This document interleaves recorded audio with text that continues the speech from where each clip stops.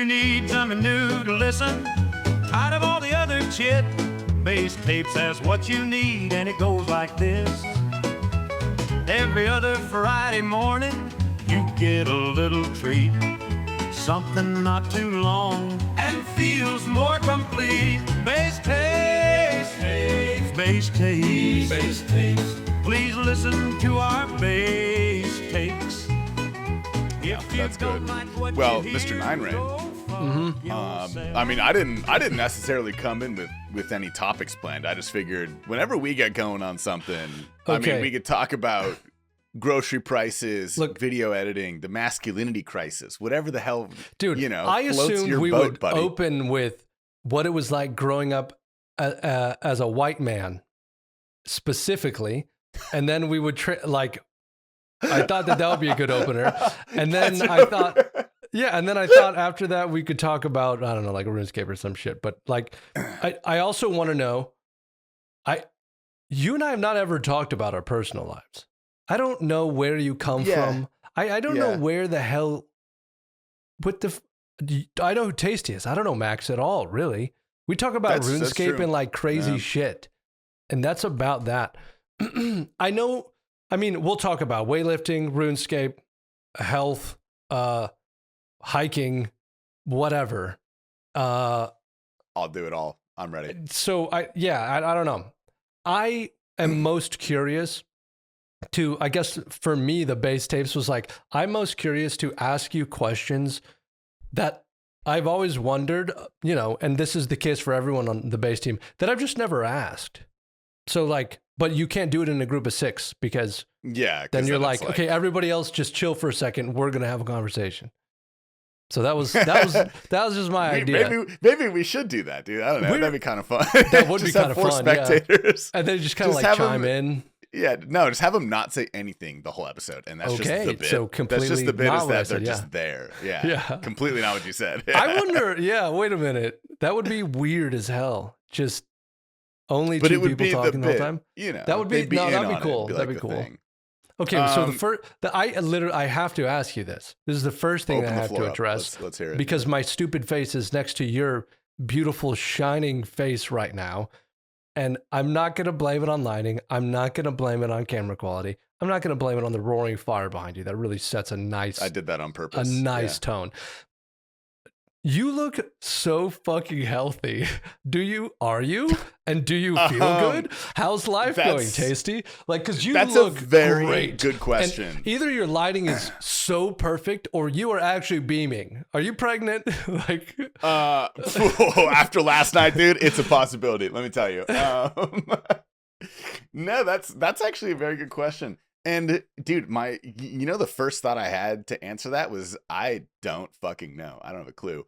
I have been, last year I was admittedly not healthy. That was probably the least healthiest year of my life when it comes to consistency in weightlifting, exercise, diet. I mean, pretty much all around. It was not great. I was the heaviest I've ever been in my entire life. I got up to 250 pounds. Oh, which it's big. I mean, I had a lot of musculature. Yeah, but that's like hard to stop, you know? Like if you're trying to turn around. Yeah. You know, you ever get winded getting out of bed? You know, like it's absolutely not. But I get winded doing all sorts of shit. So don't worry. But getting out of bed though, I don't know about that one. Yeah. I broke a sweat drinking a Pepsi one time. So I got up to like 250 because I was really focusing on just weightlifting as much as I could, but I was you were bulking a lot and trying to get big and like move some numbers. Yeah. And I got up to a very happy level of strength, but in doing that, I also did it with a terrible diet. You know, I mean, I took a bunch of trips last year. I was doing a bunch of like the big restaurants. I wasn't cooking. I was DoorDashing. The trips really throw you off, dude. No, they destroy you. Yeah, they mess up your internal schedule. They mess up. It's just it's fun. I like them. They're worth it, but they do throw a wrench in the works. It's tough. I mean, I remember when I was in college, I would like my friends would all go on big trips, and this is when I was peak meathead. I wouldn't go because I was like, I'd have to skip 5 gym days. I can't do Damn. that. Sorry, guys. You know, like that's how dedicated I was. I work out more consistently when I do trips and stuff. Unless I'm like at an Airbnb for 6 hours at night while sleeping, and the rest of the time I'm like up and moving, I'm usually good about, like, if it's a vacation, I will work out every day. I have seen, but if you it's like do a that, trip, yeah, like I feel better doing that, and it allows me to enjoy the vacation better. Like when we were in Gatlinburg, my whole mental was 10 times better if I would just get up and I would do some exercise. But so I'm decent about that. But if it's like a trip, like when we were in London, Birmingham, RuneFest, that thing, there were probably 3 weeks where I didn't do a single workout, which for me, that's the longest period that I hadn't worked out in. You're consistent, though. Years. You're consistently I'm very consistent. Yes, but this was 3 weeks, because week before the trip, I was slamming a video out. Then I was gone for a week, and then Bree and I got rune flu super bad. Yeah. So I left halfway through the end of the first day. I left before the gnomes even. I was just like, Bree, you straight up left the whole venue. Yeah, like you got like sick there. 6. Yeah, at like 6, I was like, Bree, I'm not feeling good. I don't want to go shake people's hands and stuff. I think I need to go back to the Airbnb. That's very honorable of you. I appreciate and then that. we both woke up the next morning like totally done, and we didn't go day 2 at all. Damn. Yeah, it was too bad. But I mean, the trip was still great. But we got home, and we were sick for a week, and I was coughing a little bit yesterday still, which is like, it's been like 2.5, 3 weeks. I don't know, a number of weeks. Travel actually destroys your body unless you have the pleasure of taking like a Boeing Dreamliner or something where the cabin pressurizes lower. Sitting at that high of a pressurization, that high of an altitude for that long in a stressful situation like flying is like scientifically really bad for your immune system. I know it it's really bad fucks up your like gut and your you won't poop for like 3 days because it shuts down and like doesn't. Your gut physically expands. You swell because of the pressure you get real bloated. In your you bottom. Have bad circulation in your like feet and hands. All kinds of weird stuff. I did compression socks this trip. That helps. That was the move. Helps. It's good. Yeah. I'm always up walking around because I can't sleep on planes. So I like make friends with the join the club, dude. And stuff. And join like, the club. Yeah. So anyways, I'm pretty consistent on trips, but it was 3 weeks because after getting sick and coming back, I've in the past gotten back, I get sick and then I start working out as soon as I can and work out really hard and then wake up the next day feeling worse. So I didn't do that. But when I got back to working out, like this is a week ago at this point, dude, I woke up the next day brutalized, limping. Ah, my poor baby. Limping? Yeah. What? Why are you limping? I did a lot of like body weight leg stuff. Like, my ass and hammies were just like, eh.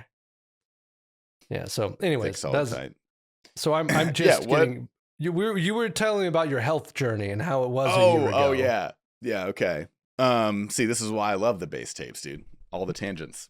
Yeah. So, I was consistently inconsistent last year, if I had to put a label on it. But I got up to a pretty heavy level, and genuinely, I don't think I worked out for like half of last year total. Which, I mean, there were a bunch of factors involved, like my sleep schedule was probably the worst it's ever been. I was waking up consistently at like 5 p.m. Holy shit, bro. Really, That's really tough. bad. That'll get you. No, it's genuine. Yeah, no, it's like you feel really bad. You don't feel good at all. Your whole day is like kind of ruined. I don't know how people do it. Sorry, my fireplace has ads. I apologize. That's crazy. That's kind of funny. Yeah. Yeah, no YouTube premium here. But right next to the silver like play button. Yeah. This is like no, they still moved. I moved my whole stream setup to Mel's house. I'm not at my house right now. Oh, okay. Is her whole house lit by pink rosy lights?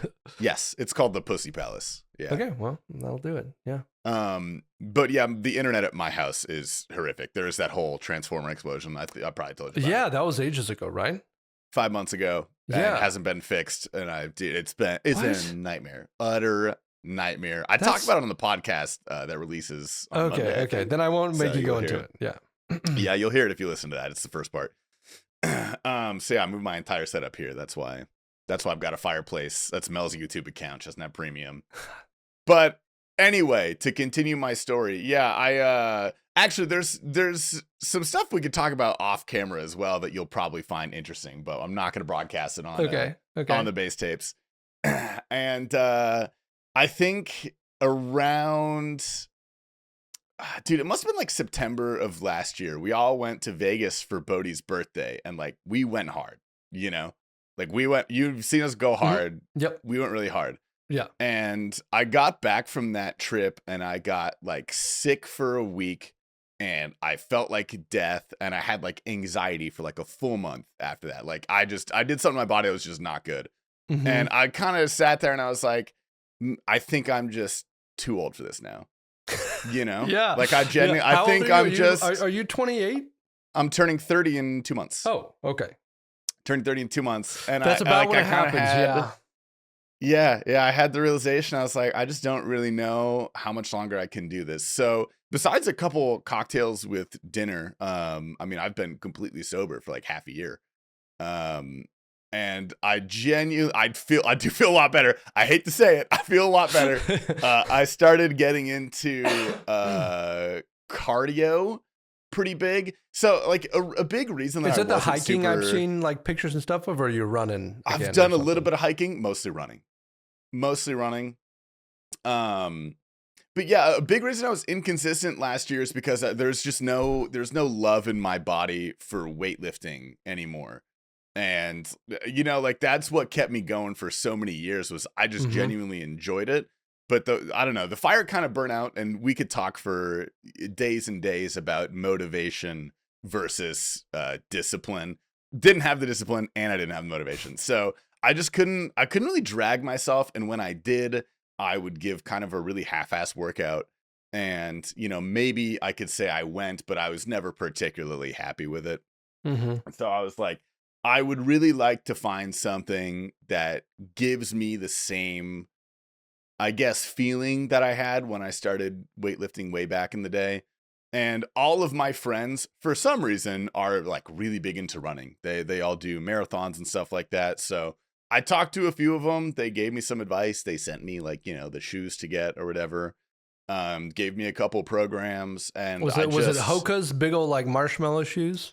I feel like those are popular right now. They're Nikes. No, they might actually be Hoka's. Yeah, I think they're Hoka's. Yeah, that's like the new brand that's kind of been taken over. At least yeah. I mean, they're good, and I let it rip one day. I mean, I did the whole fucking David Goggins thing. Woke up at 10:30 a.m. really early. Oh hell yeah, dude! It's David Goggins to me. You know what I mean? To each their own. And then, I am a morning person now. Huge morning person. I'm working my way love there. Getting up super early, and I feel great waking up super early. But it is easy for me. A couple days ago, it was 4:30. Jesus Christ. The day before, it was like 7. 7:30 is probably pretty normal. But if I wake up earlier and I'm awake, I'll just get up. Yeah. Those people, those assholes who hold it over your head saying you need discipline, you need to be a morning person, you need to be a good, you're such a lazy ass for staying. They're talking out of their ass. Oh, they're selling you something. That's why they're saying that. They're selling you something. They're selling you the image of themselves that they wish they were badass. Look, they just want to feel cool because when I turned like 28, I started waking up really early with zero effort. I changed nothing. There was no discipline. I didn't do anything. I'm suspicious that it had to do with me changing some of my eating habits, but discipline, zero. It took zero discipline. I started waking up earlier because my body did, and I would wake up and I would feel good. And then I went, because before that in my life, waking up was hellish. I would be groggy for 2 hours. I would get up at 10:30 on a good day and feel like shit. And I just used to think, damn, people are so disciplined that get up really early. I can't believe they put up with this. That's me right now, so I'm gonna need whatever book you read. It's total bullshit. The people that are like, I'm badass because I got up at 6. I'm like, no, you're lucky that your body, something that we don't understand, your body's getting you up and you feel good. It doesn't take any discipline for me at all. So I don't brag about getting up early. I am doing nothing. I used to try way harder to get up at 9:30 than I do now to get up at 7:30.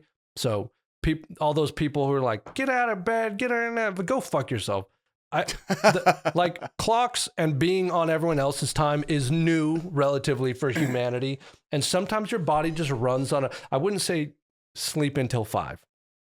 If you're not happy doing that, you're not happy. But some people just sleep in later and it is what it is. And I haven't woken up with an alarm clock in like 3 years, and I wake up when the sun comes up and I actually feel good. And I felt like shit for 27 years. So yeah.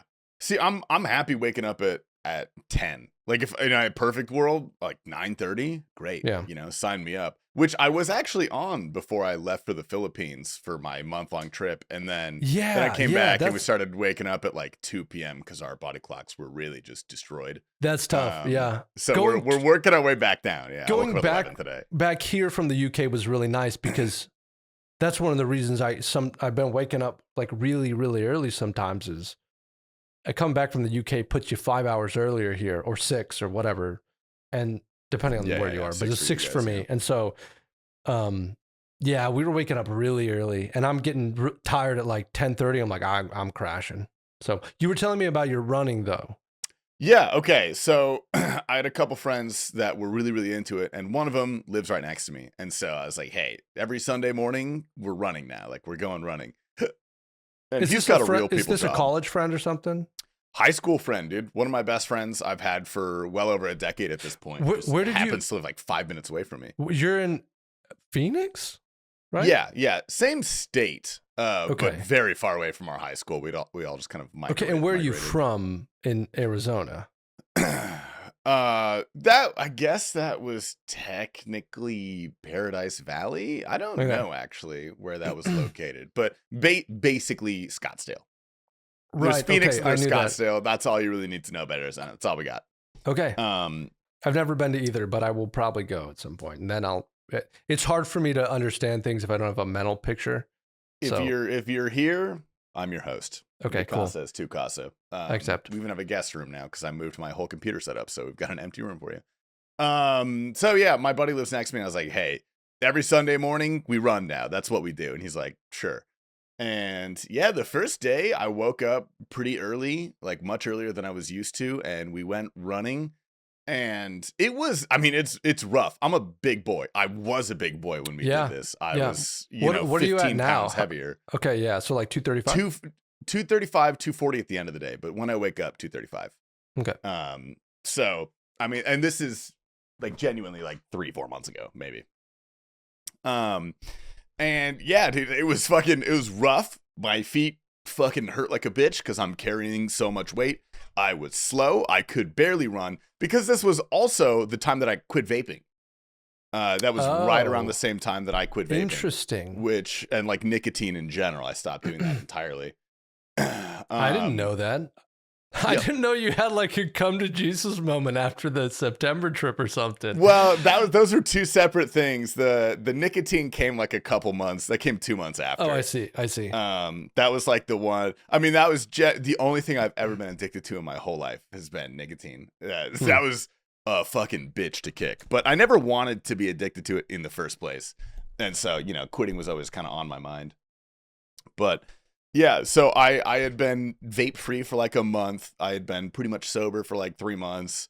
And I was comparing it in my head to when I had been working out like 2 years prior when I was really consistent with it. And I was like, holy fuck, I am in the worst shape of my life. This is so bad.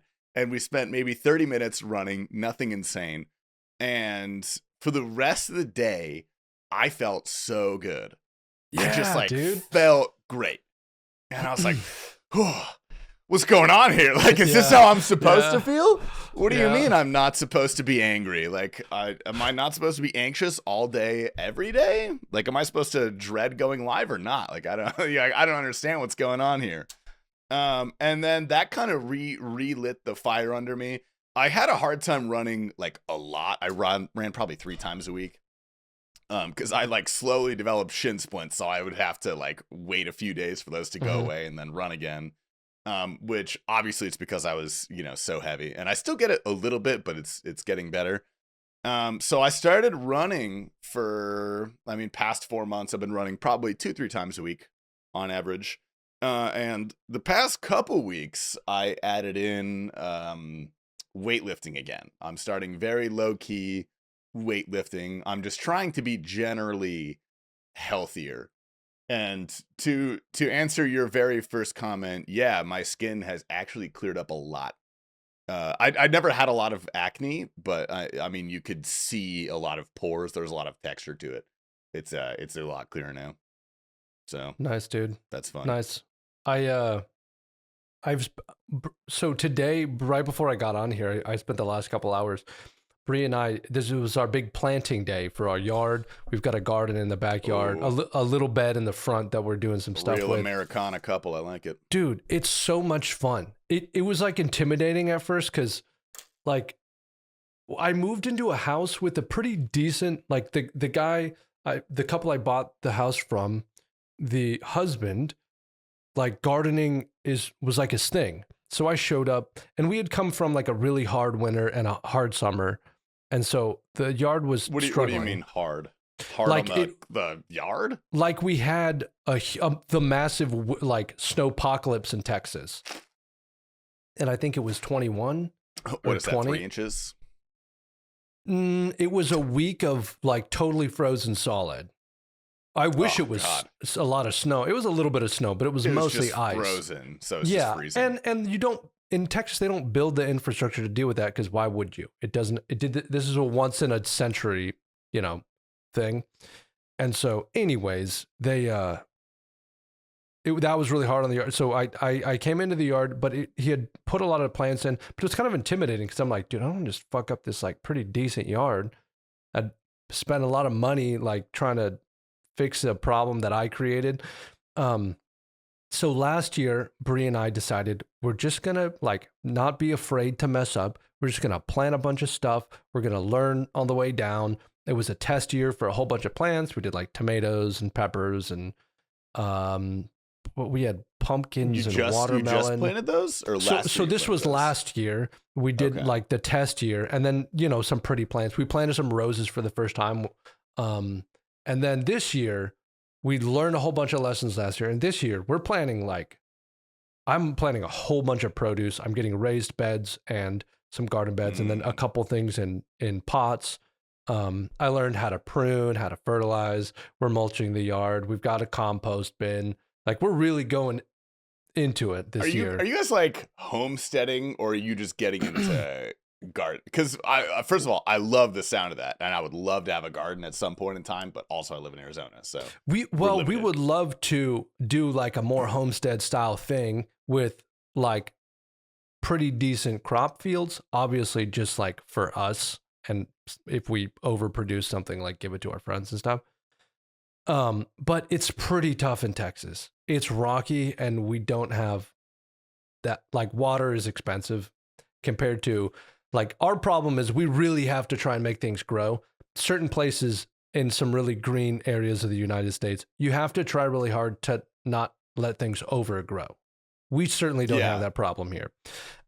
So I think if we've considered moving out of Texas, our families are here. And so that's a big deal, and our friends and whatever. And we really like Austin. But I've got a proposition for you later. Keep going for now. So the homestead thing is certainly something we both dream of doing. But right now it was like, hey, we'll just build every year.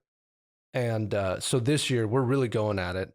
Dude, we're propagating plants. We're making cuts. Like I've been pruning all last week. So that's how I kind of got into this. I've spent the last week or so about like 3 hours outside every day in the middle of the day.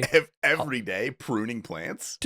Pruning and getting the beds ready and like adding, like getting rid of rocks and Like I brought in some new soil because, well, anyways, but I'm out there pulling weeds, pruning, doing all that kind of stuff every day. And dude, it's been like super good. It's so nice. Get a little sun, get some vitamin D. It's that peaceful. does sound nice, dude. See, that's everybody needs a little bit more of that, honestly, myself included. I need to do something outside where I don't look at my phone. Right, and like 3 hours. And like I drive to the gym to work out inside, or I work out in my garage or whatever. And I was like, dude, I just need a reason to be outside getting a little bit sunburned and get some freckles. Like I'm dying. And you got any freckles? You got any freckles or? I get freckles on my shoulders, kind of thing. Okay. Yeah. I used to get them on my face. You are living in the concrete box right now, is what it looks like with the industrial looks worse than it is. lighting. It's actually kind of nice in here. This camera is making me look sickly and my room look dark and scary. Yeah, speaking of, I look healthier. You look way worse. I look terrible. I look like I'm not doing very well, but I feel great. So, anyways, actually, that fucked up the light. Did you open the blinds? What is that? I got some windows, but we're going to leave those closed. I was like, hey, let's try completely changing the lighting situation in the middle of a... That's a good idea in the middle of a recording. Completely change everything. Dude, if I get close to the camera, the colors like totally fuck up.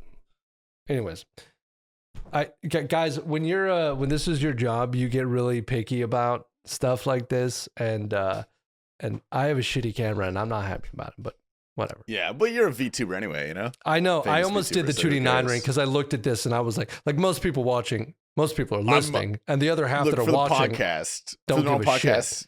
2D is fine, but one-on-one, dude, I gotta see your face. I know. I was like, that would be weird. You can't hit me with the 2D you. avatar stare, dude. I can't be looking at that the whole time. I'm over here like smiling and nodding, and my avatar's just like, yeah, that'd be tough. Yeah, that's the grain-fed stare. I mean, speaking of this being our jobs, how's YouTube going? Unless you have more you want to tack on about the home life. My next video will be closing statements on gardening. It's going good. I'll keep you guys updated because I'm like really into it.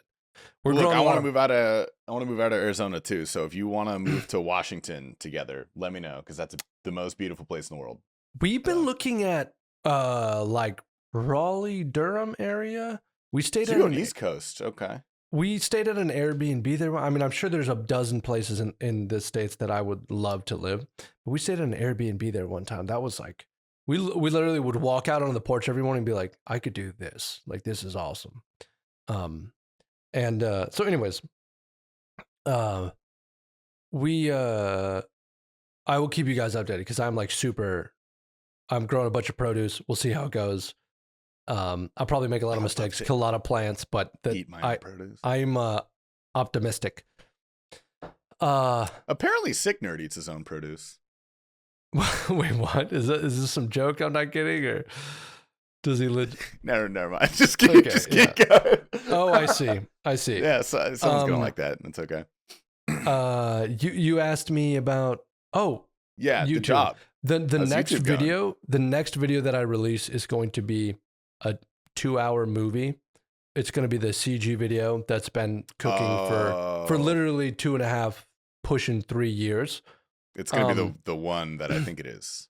Yes, and it also it's the story that I'm telling is like I was doing this behind the scenes for the last 3 years of Iron Man. So there's a lot of like weaving that in that will be happening. So it's going to be hopefully I want it to be like a real capstone on this Iron Man series.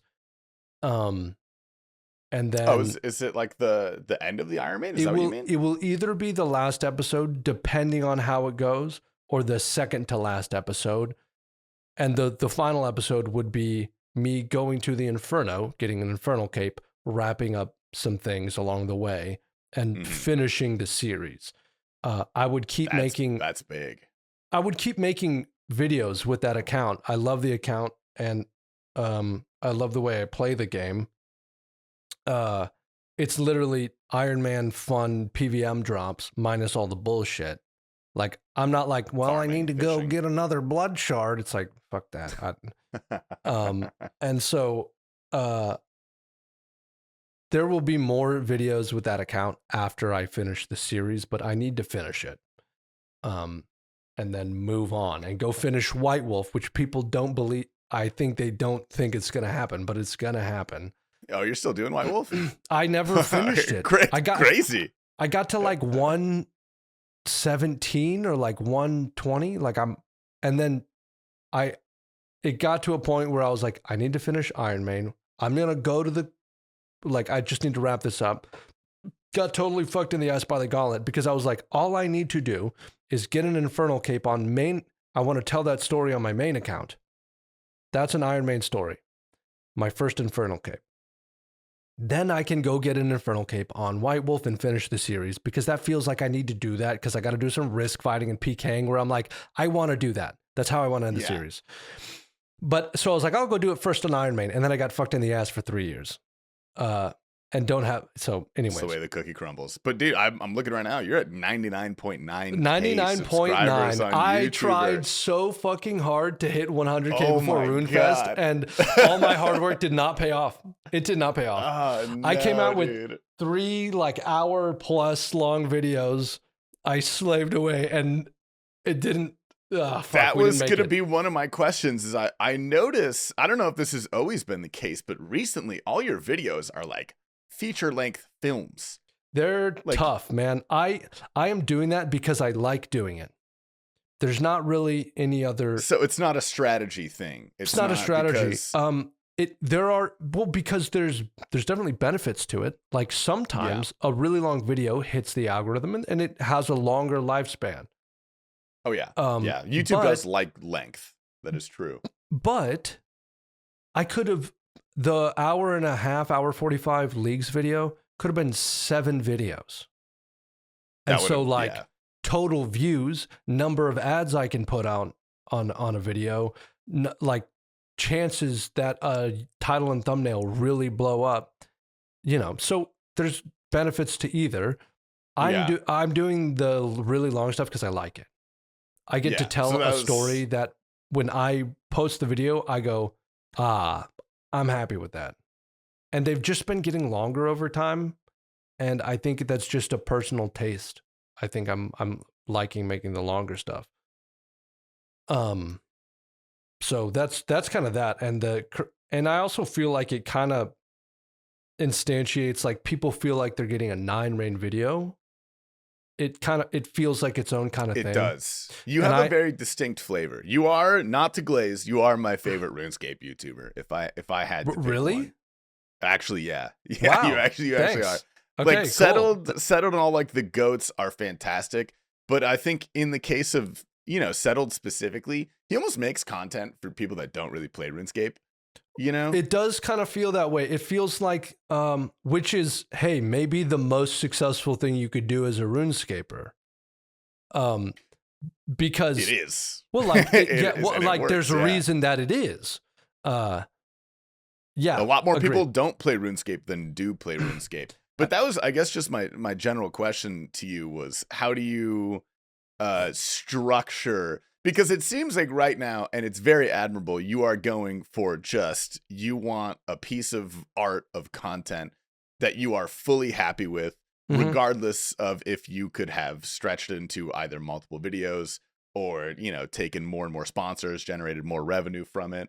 I think there is a point somewhere in the middle between spamming 10-minute videos with ad spots on them and making, the 2-hour cinematic masterpieces that you have.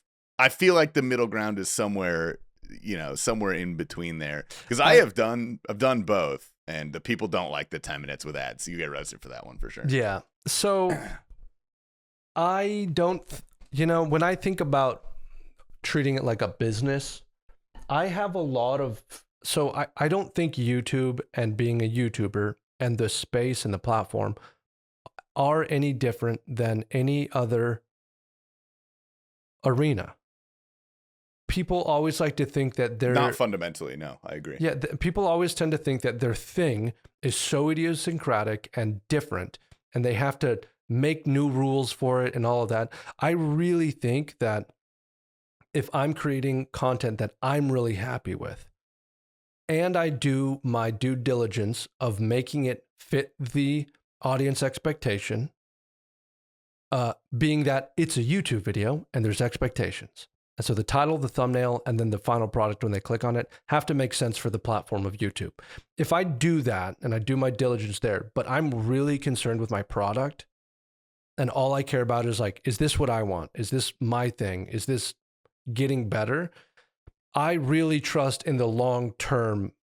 I don't know if it's going to take me another year to hit like 150K, or if it's going to take 5 years and then blow up. But I really have faith that if I'm doing the things that I think are right and good and make a really good product, I'm not too worried about strategy.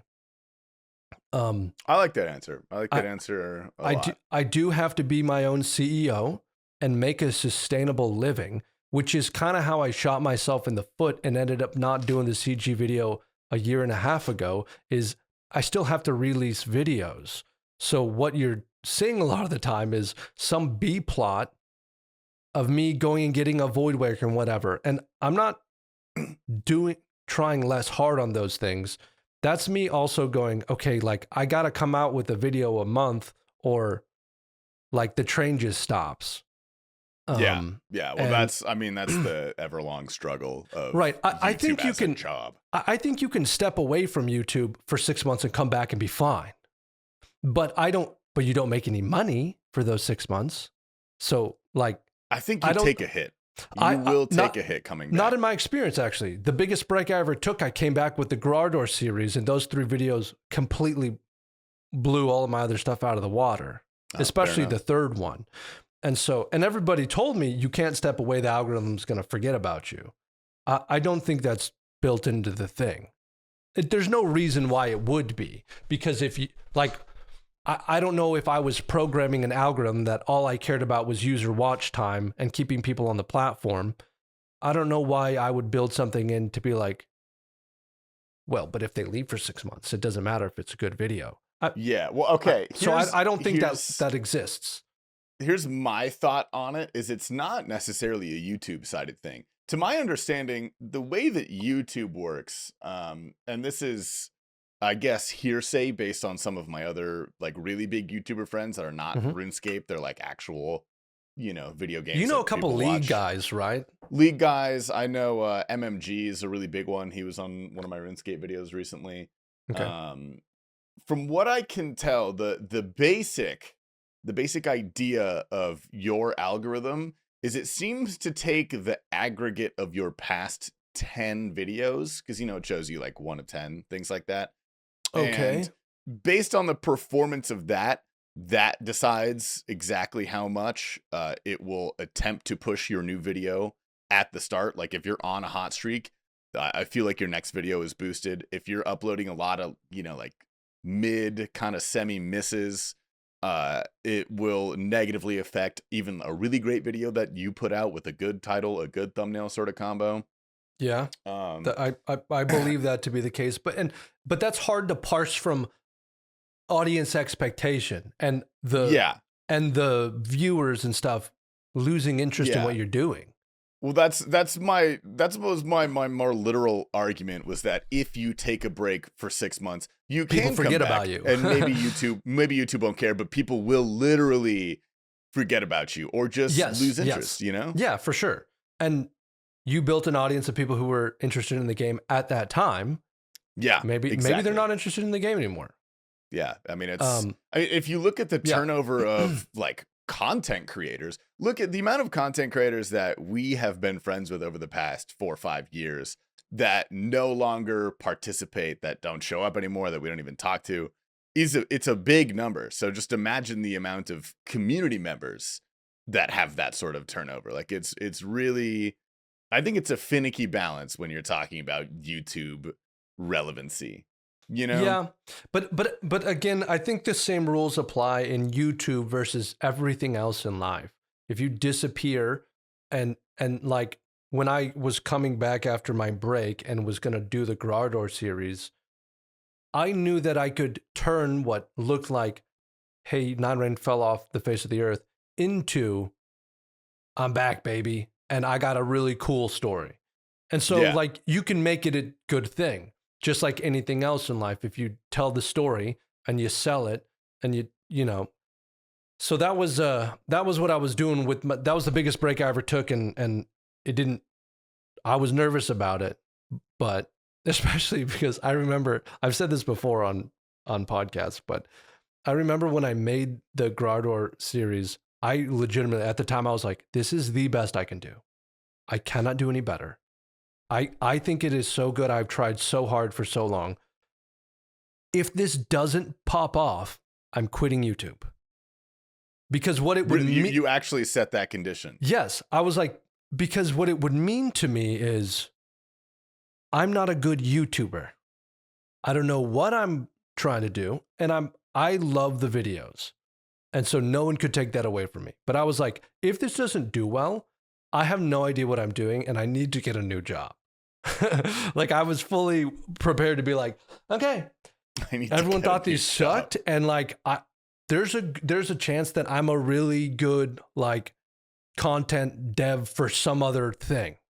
And maybe I'm not doing the right thing. Cause I really was like, this is the best I can do.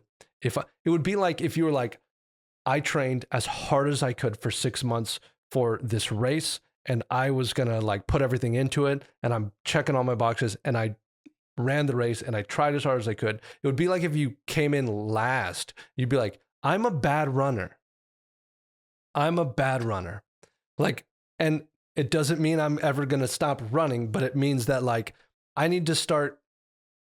Could I make money running? Probably not. Like, I don't know. I don't think people make money running. So the analogy kind of falls apart. But my point being like, I literally had to have a moment where I was like, I really tried as hard as I could. If people don't like it, it is what it is. So, well, okay.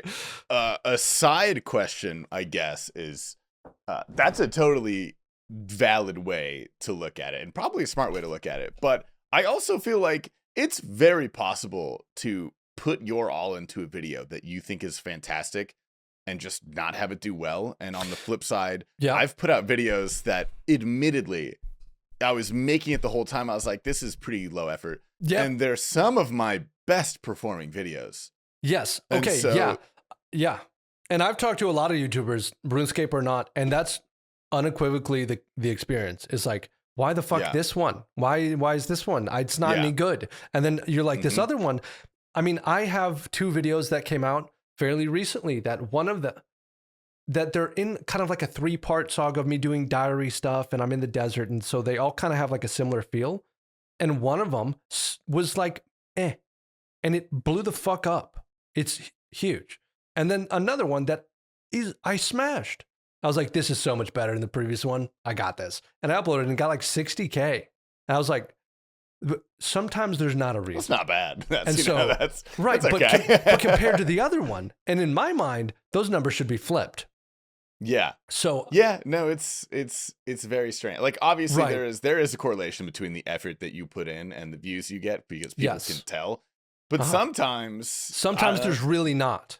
Jesus takes the wheel. And it takes a huge sample size and a lot of experience I learned the lesson of going, okay, look, it's really out of my control to a large degree. I'm going to do my best, but you can't relearn a lesson every thumbnail. You can't go, oh, that didn't do good. Scrap it. Completely new idea. It could do good tomorrow. I upload the same thumbnail sometimes, basically, and it will do not very well, and then it will blow up. Yeah. And I do not have a reason for that. I don't think anybody does. There's a lot of randomness to what we're doing. Yeah. So that's a big lesson that I had to learn was, sometimes don't take if a video didn't do well, sometimes there's nothing you can learn from that. And you maybe you did all the right things and it just didn't do that well. So, but to bring it back to how we got here with the Grardor thing, that was a very specific moment for me that I know the point you're making where you're like, hey, this video I should do well. It didn't. This one I didn't care that much about and did really well. I understand that point. The grotto thing for me was like in its own category of the amount of effort and like of me that I put into the video that I was like, this is the most. I remember that video. Yeah, I was like, this is the most 9rain thing I could possibly do. If people don't like it, they don't want a 9rain video. So that I put that in its own little thing. And I felt the same way about the leagues video that I put out. Just hit 100K, and for a leagues video, I am so happy with that. But it was a movie. Nice. It was an hour 45, and I feel the same way about it because that one did meet my expectations. I really put a lot into that one. I disappeared into a hole for like a month and a half, but super happy with the product. Okay, so I've been saying a whole lot about my thoughts on YouTube. Where are you at in your YouTube arc and your streaming arc? That's a very good question. And then looking at both you as a streamer and you as a YouTuber, what are your thoughts about it? You did the kick thing for a little while. You are back on Twitch. You did like where are your thoughts on that? What matters to you right now in your job?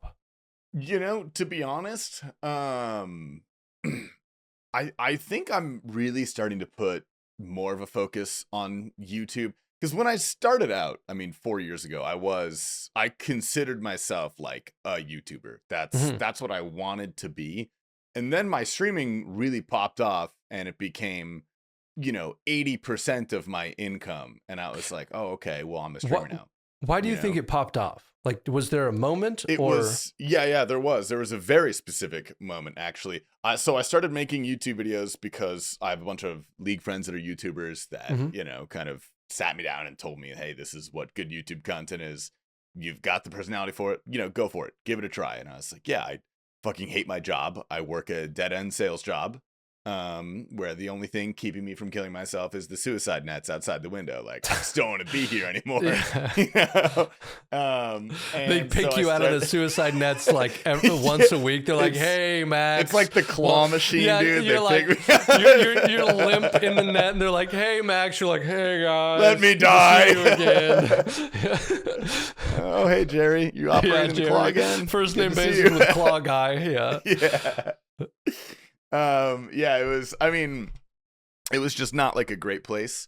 And so I gave it a shot. I had been uploading, like post-max progress videos that got 400 views. Yep. For, probably less than that, honestly, for a couple months. And it wasn't because I wanted to be a RuneScape YouTuber. I just thought it'd be kind of fun and I wanted to familiarize myself with the process. But in the wise words of my friend, nobody cares about you unless you're already famous. So yes, post-max progress videos, even 5 years ago, were not a way to break into the YouTube algorithm. And that's when YouTube videos were easy. Back then you could upload anything and people would watch it. But even then, post-max progress, who cares?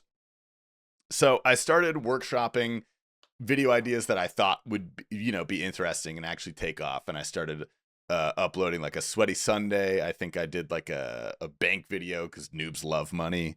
That was the top video that I put out, how to MVP. Because I was like, yeah, like sketch comedy or something like that. Skits I think would be funny because I don't particularly see a lot of that on YouTube. And so I started uploading all those, and I got, I think, minor traction. I got 100 subs, 500, 1,000, a couple thousand, and I was like, oh, we're making it, boys. And so I just thought to myself, hey, I guess I'll start streaming to draw people into my YouTube channel. Like that's a good idea. That's hilarious. Yeah, that's crazy. So backwards because I didn't know back then. I didn't watch streams. I was not involved in the streaming community at all, so I didn't understand. Really? That was okay. Yeah, no, not at all. I had watched like Fat Clouds and like Coxie once or twice. Maybe Eevescape. So I just didn't understand that was the complete opposite and that would never work. But I did it anyway. And I had a few people that would watch me. I averaged maybe 10, 20 viewers way back then. And it was right around the time my MVP, how to MVP top video, that one popped off. That was like my first viral video. It was shared around the Oblivion Discord and stuff like that. Okay, what kind of numbers did it do? Dude, you know what's funny? Really not that great. I think it's not even at 100K. Like okay. Today. It's okay, not even well, that at high. the time, like, you know, Back if you're then, smashing your subscriber count with the view count, it's like, that's great. Yeah, I mean, I had like 10, 20K views on it. Like it was Cool. doing decent. I actually had videos that were higher than that at that time. But the difference is it got shared around to the right communities. It got shared around to a lot of high-end PBMers, a lot of content creators. I don't think a single one of my videos has ever been shared around any community. They exist in That's the only one that happened to me too, for whatever. They exist wherever the hell they exist, but I don't think anyone in RuneScape has ever talked about one of my videos. I don't think it's ever been like. I've seen you mentioned on Reddit once or twice, you know. Maybe. But if I'm mentioned on Reddit, it's either because they think I'm an asshole or they think I sound like somebody. Those are that's it. So I didn't mean to derail. You're an asshole and you do sound like a lot of people. So. So that's an interesting thing that it like people very were weird talking about the video. I don't think I've ever. But this is the start of COVID, mind you. This is when everyone was working from home. So that really was COVID gave me my career. That was basically it because everyone was at home, you know, not leaving their houses, consuming so much online content. A lot of people happen to have, you know, extra expendable income. And I was streaming to like 20, 30 people one day.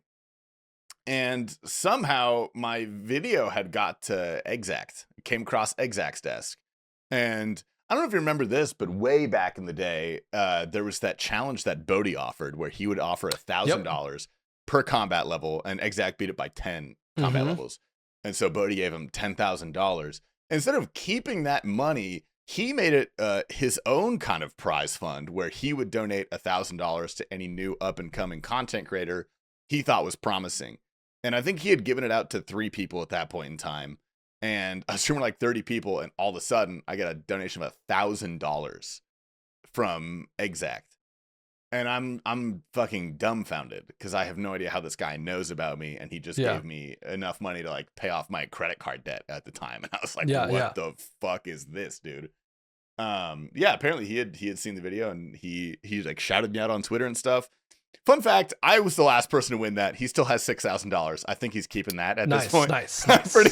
He deserves it. He won it, dude. Yeah. It's his money. Yeah. Brother gave away 4,000. That's good. That's a good ratio. $4,000 that's nice. That's very nice. Yeah. But yeah, and then I started getting some notoriety on Twitter. The very next day, he raided me on Twitch with like 700 people.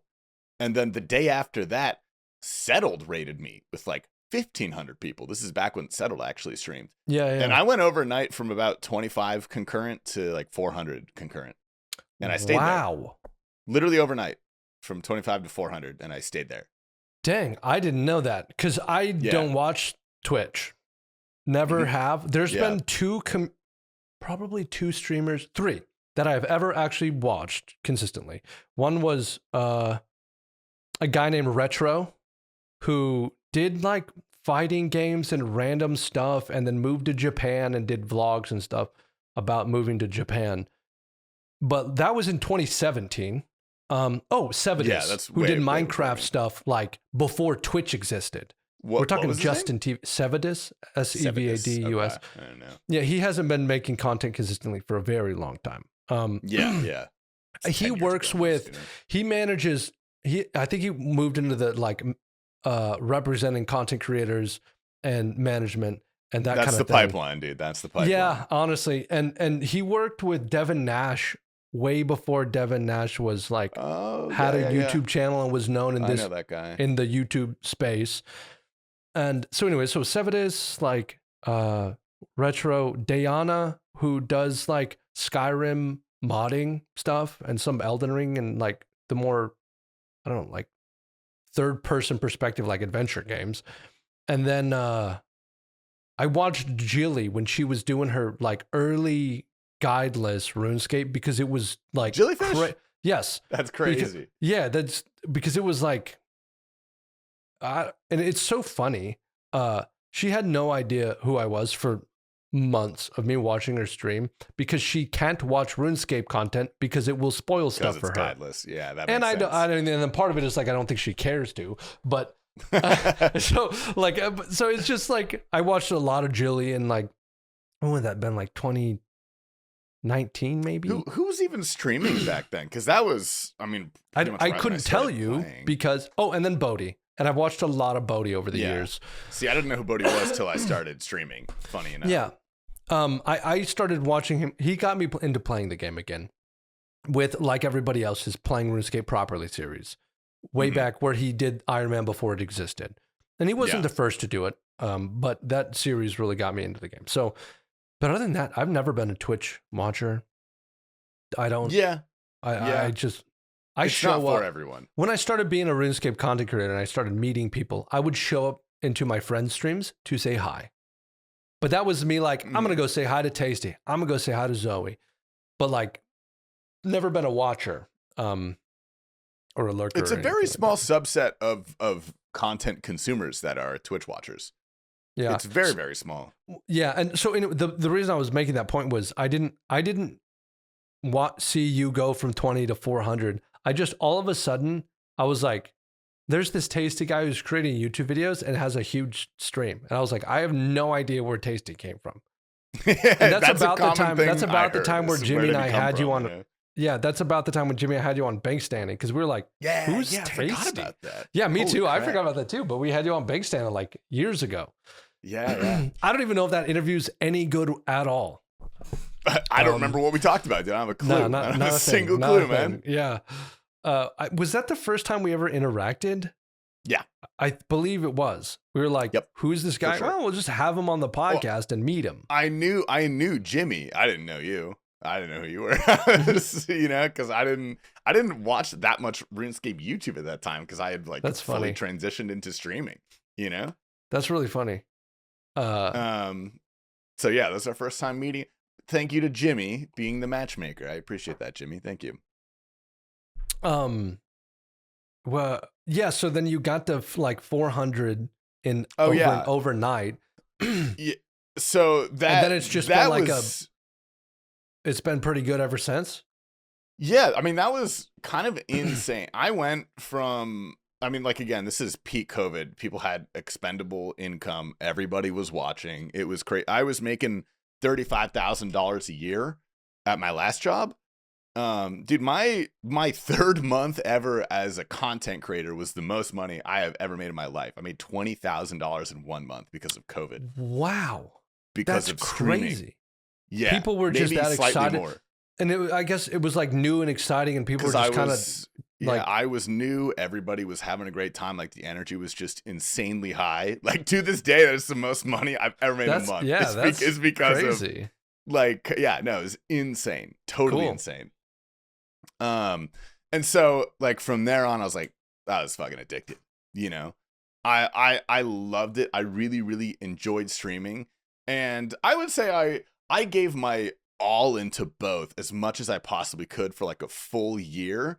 And then I really started to feel the burnout because at that point, my sleep schedule was destroyed. I didn't have a social life. Like I wasn't. Was this like 2021, 22? 21 okay. Into 22.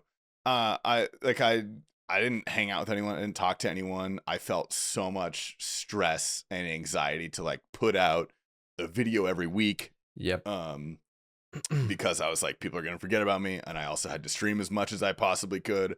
And I like visually, I was kind of like on top of the world. You know, I was doing great. I was coming up real hard, but I just felt like I was really unhappy, like genuinely quite unhappy. And so I kind of sat back and I was like, I have to figure out a balance to this that I'm happy with. And, you know, up until that point, streaming was the majority of my income, and I tended to enjoy it more. It was harder for me than YouTube is, because streaming is so much energy and on the fly. It's really a completely different subset from, like, I could work on a YouTube video all day. I could spend 12 hours writing, recording, re-recording, scripting, stuff like that. And 4 at the end of hour the day, stream, I am fucking 4 hour, dude, yeah, gassed. 4 Don't hour talk stream. to me I'm after. like, woo! I'm like, dude, yes. That's still my after I end stream 4 or 5, even up to 6 hours. If I can make it that far, I just go lay down in bed for a little bit and I scroll on my phone. Dude, like I need to really decompress. Exhausting. Yeah, and I would either do there was a one period of time for like a month where I streamed a lot. There was some was it Pokescape or some like thing that happened, and then I was like, well, I'll just stream every day, and then we'll do really long streams. And then I did a charity event, and I was doing like 10-hour streams, 12-hour streams for the charity event. I could either do a 3-hour stream and be like really on it, or I would have to do like a 10-hour stream and be like withdrawn. Well, I'd be like, we're fucking chilling. Don't ask for jokes. I'm not There's funny no today. more jokes. No jokes. No, I know exactly. And I know exactly what you're talking and about. I had to completely like mindset shift to you're hanging with me while I play video games.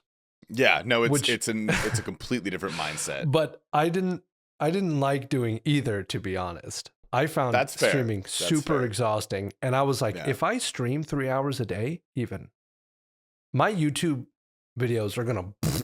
I was like, there's no way that I'm going to put in the amount of effort that I currently do into YouTube if I am streaming 3 hours a day. Yeah.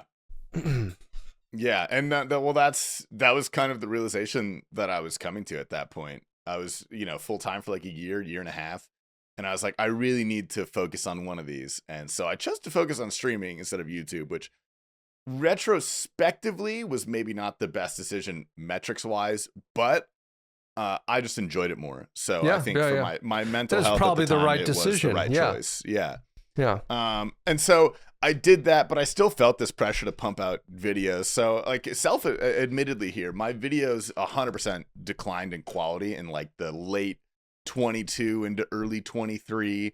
I started putting out a lot of like, very easy sweaty Sundays or like really, I wrote a video in like 2 hours. And hey guys, we're killing Zora today. We're going to get 100 kills and I'm using this weapon. Like you could think, I released like an updated pet tier list at one point, which was just the laziest video of all time because I'd already made the video and there were like 4 new pets now. I've only ever released one video that I was like, this was a total fucking, I phoned it in. Yeah, dude, I got a dozen under my belt minimum. It's not on my channel anymore. You can't find it, and I'm not gonna tell you what it was. But I was so beat at that point in my life, and I had a deadline, and I was like, I have to do something. That's what it was. Like I have to do something. I signed up for too many sponsors in a month. Because I was like, I can fucking handle it. And then I get there and I'm like, I can't do anything. I don't know what the fuck to do. Like, I have a week to make a RuneScape video that completely, like, I can't do any content grinds now. What am I going to get done in a week? Yeah. So it's got to be a concept video. And so genuinely, like, real talk, I probably only have about 3 videos that I'm genuinely, like, ashamed of that were a total phone in. Okay, I will say... only because of a sponsor deadline. And they're on my channel. I'm not going to tell you what they are, though. They're still I will say there are 2 other videos that were really, I was cutting it 2 days before a deadline. I'm like, I have nothing. I literally don't have a minute of footage. Will Idle and I made the, what was it? Hardcore group Ironman duo, locked to PvP worlds. And we did 2 episodes, and it was us doing like Shield of Arav. That was the first episode. And then the second one was doing like 2 other quests, like Waterfall and Sheep Herder. I think the really frustrating one. Yeah, very. Which is a hilarious. Which I'm gonna be honest. The idea was phoned in. And we're making jokes at the beginning of the video about like, hey, I just need I got a Raycon slot I need to fill, and we're like, let's name always Raycon, bro. And it was like, hey, let's make our characters Raycom and Earcom, and we'll do that, and Raycon will like it, and then we'll like, I think we opened the video with us dancing at LMS saying, hey, dude, I need a video so badly, what can we do? So like Yeah, we honestly, were really just break upfront the fourth about wall. Yeah, just We were break really the fourth upfront wall about at it. that point. Yeah. But I will say I am proud of those videos, and they turn out really good, and they're really funny. So they're That's good. like it was out of desperation that we created the most stupid blow off 2-part series, but they're good videos. So sometimes Sometimes magic can happen. Like I've said, I've done videos that like took me no more than 3 hours total to make. Slapped an ad spot on them, and I was like, whatever, this is funny, and they did great. that's fucking incredible. Like it's happened. It's not common. I've and never I will spent never rely less. on it. I've never, except for the 2 Raycon videos and the one that I phoned in that doesn't exist anymore. I've never spent less than like 100 hours on a video. Well, I don't edit my own videos as well. Like that's fair enough. But like that's a lot of hours. oh man, that's crazy. But yeah, so that was kind of the trap that I found myself in. I was just like, and admittedly, again, I was just like selfishly maximizing the amount of ad spots I could take. Like I would accept every offer because I was like, yeah, I want more income this month. And the result was essentially just, probably a year and a half of videos where half of them were good videos. The other half were just obvious filler that were nothing more than a glorified ad spot. And, people definitely noticed that sort of stuff. Like my YouTube really started to slow down at that point. And like stream was doing fine. So I was like, okay, whatever, I'll keep doing this because I enjoy streaming more. But then streaming is a lot more volatile than YouTube is. You're much more subject to market fluctuations, to availability, because people have to watch you when you're live. It's not like a YouTube video. Right. Click on whenever you want. And then so like my stream stopped growing. And then it just kind of slowly trickles down as you get older and older into streaming. You get less consistent for several reasons. And so about like halfway later into last year, I was like, I really want to do better on YouTube because YouTube it's better. I had my time on Twitch and I still stream consistently on Twitch. I still love streaming. It's still super fun. But at this point in my content creator career, I really should just be focusing on YouTube. It's better. There's a lot of ideas that I'm having now that I'm putting a huge amount of effort in. Like if you look at my last, I don't know, 6, 7, 8 videos, they're all like pretty long videos, 20, 30, 40 minutes. I've put in hundreds of hours into making them. It's not like the quick script. We talked about this. This. Let me pull it up again. I want to see how things are going. Yeah. And I've been putting way more effort into my YouTube the past half year, and it's been paying off significantly. Like it's been going way, way better. Whoa, you had a video go up 54 minutes ago. Oh, I did. Yeah. I forgot I scheduled that. All right. Yeah. Cool. Nice. All right. Good luck to that one. Yeah. That's what do we got? 3 of 10? I'll take it. Okay. The Unethical Iron Man, 202K. Yeah, that one popped Hell the fuck yeah, off, dude. That one went crazy. That one went insane. And then there's episode 2 and 3. Dope. Yeah, so this is, let's see, episode 3, episode 2. And I'm also doing like more experimental content because I feel like, and maybe you'll agree with me, maybe you won't. I feel like RuneScape content is in a weird place right now. I think it's been in a weird place for like 2 years. Yeah, okay. I was going to give it like a year. I'll give it a year, but started some chunk accounts that really blew up, and some like extreme, like real. I'm gonna suffer, and then chunk accounts fundamentally terrible idea. But I love watching them. I will be honest. I've watched every one of Limpwert's videos, for example. But like the go to those for sure. The Limpwert era was like a new. I don't know what's happened since then. I think we're still in Chunkland.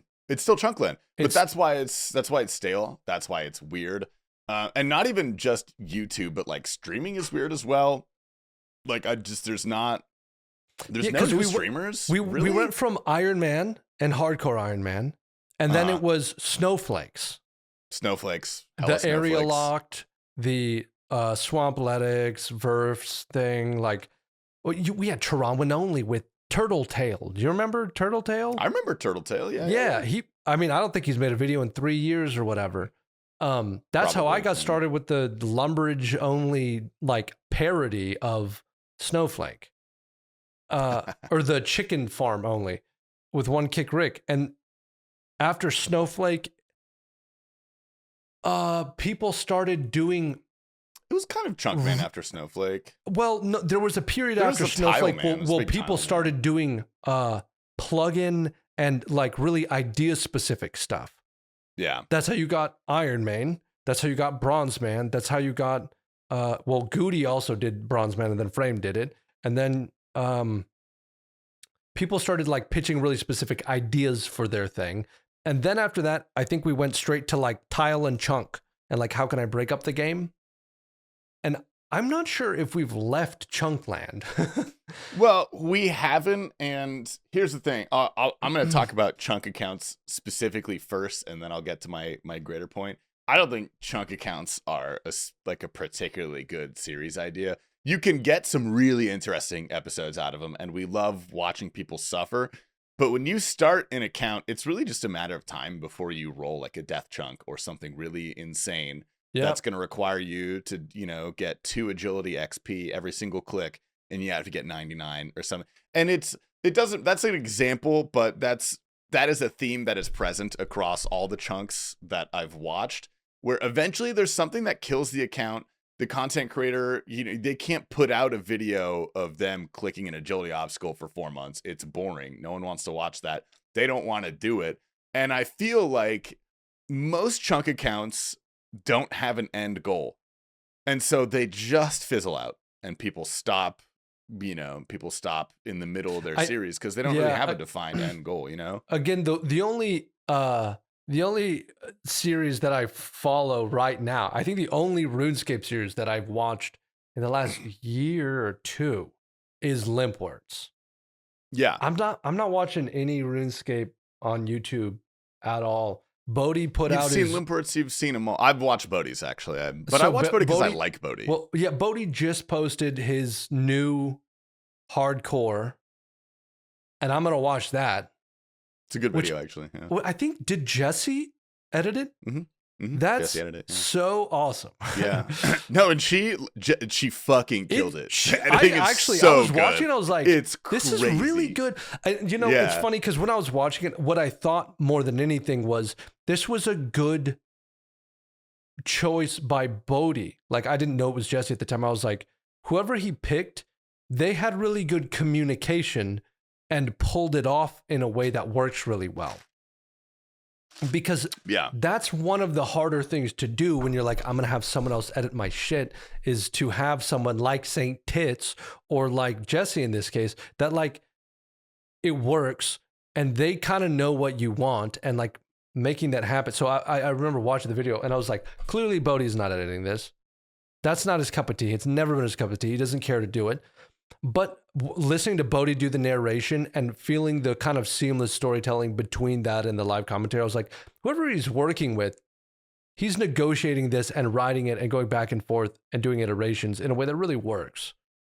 So when I heard it was Jesse, I was like, that's awesome. Yeah, she spent a long time learning how to edit specifically for this. But... Yeah, okay. I was going to ask that as well if you knew, because she, I'm not much of a...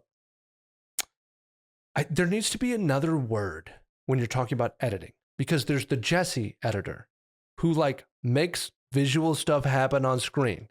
And then there's, which I don't do that shit ever. I will have a peepo pop up and slowly grow larger. And that's like as creative as my like on-screen visual editing gets. Well, your editing is really good when it comes to the pacing. That's what I was going to say. There's a whole nother thing of editing that has nothing to do with the visuals. That is space and time and pacing. Yeah. That's all I think about. That and the story. That's more important than visuals at the end of the day. I would say it's the most important thing. but that doesn't take away from the skill of being that kind of visual storyteller. I actually, the reason I don't do that is I think the more percentage of my time that I put into the other thing, the more juice I'm going to get out of it. Like, I'm not. Yeah. Yeah. I think if I ever wanted to do stuff like Jesse was doing for Bodhi, or like, I don't know who does Coxie's. Coxie does a lot of his own, and I think he works with Hootie as well. I thought it was Hootie too. Yeah. Like that kind of stuff, I would actually outsource to people who do that really well.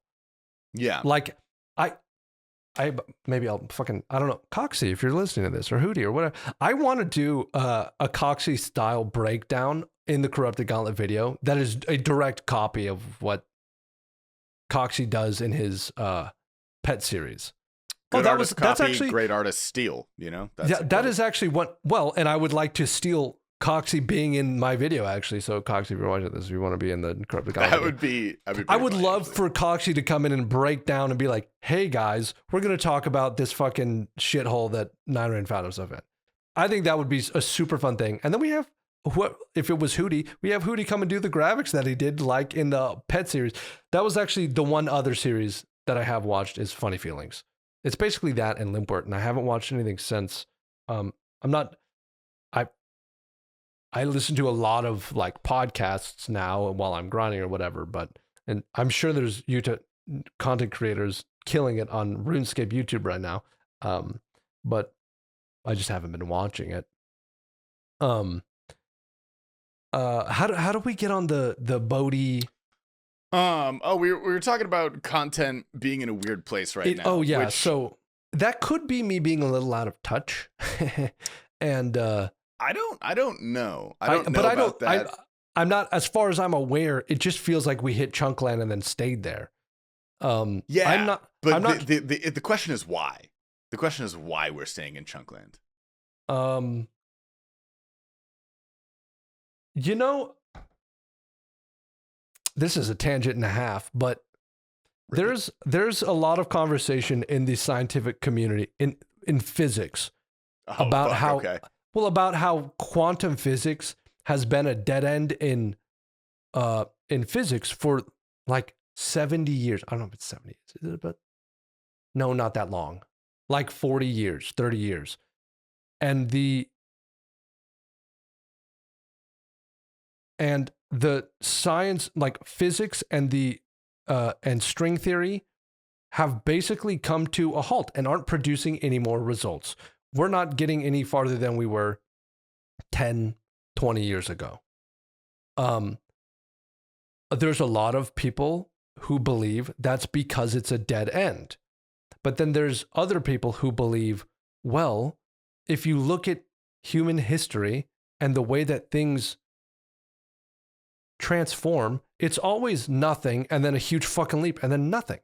If you were around... I get what you're getting at here. If you were around 10 years before the wheel was invented, you'd be like, what the fuck?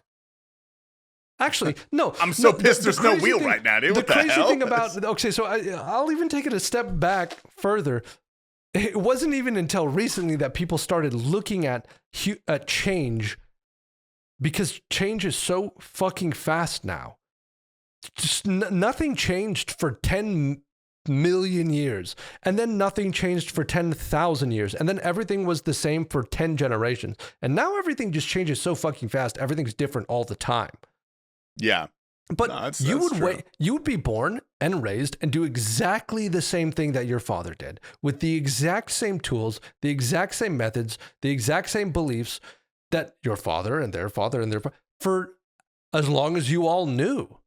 That was human life. And now we live in a period where we're like, holy shit, RuneScape YouTube has been stagnant for 2 years. And I don't think we have to explain. An insane metaphor. So my whole point of all of this, and so here's the landing point. I don't think we have to explain when things stagnate. I think things like that's the fact that we're in Chunkland. There doesn't have to be a reason that maybe we stay in Chunkland for 10 more years. We're not going to.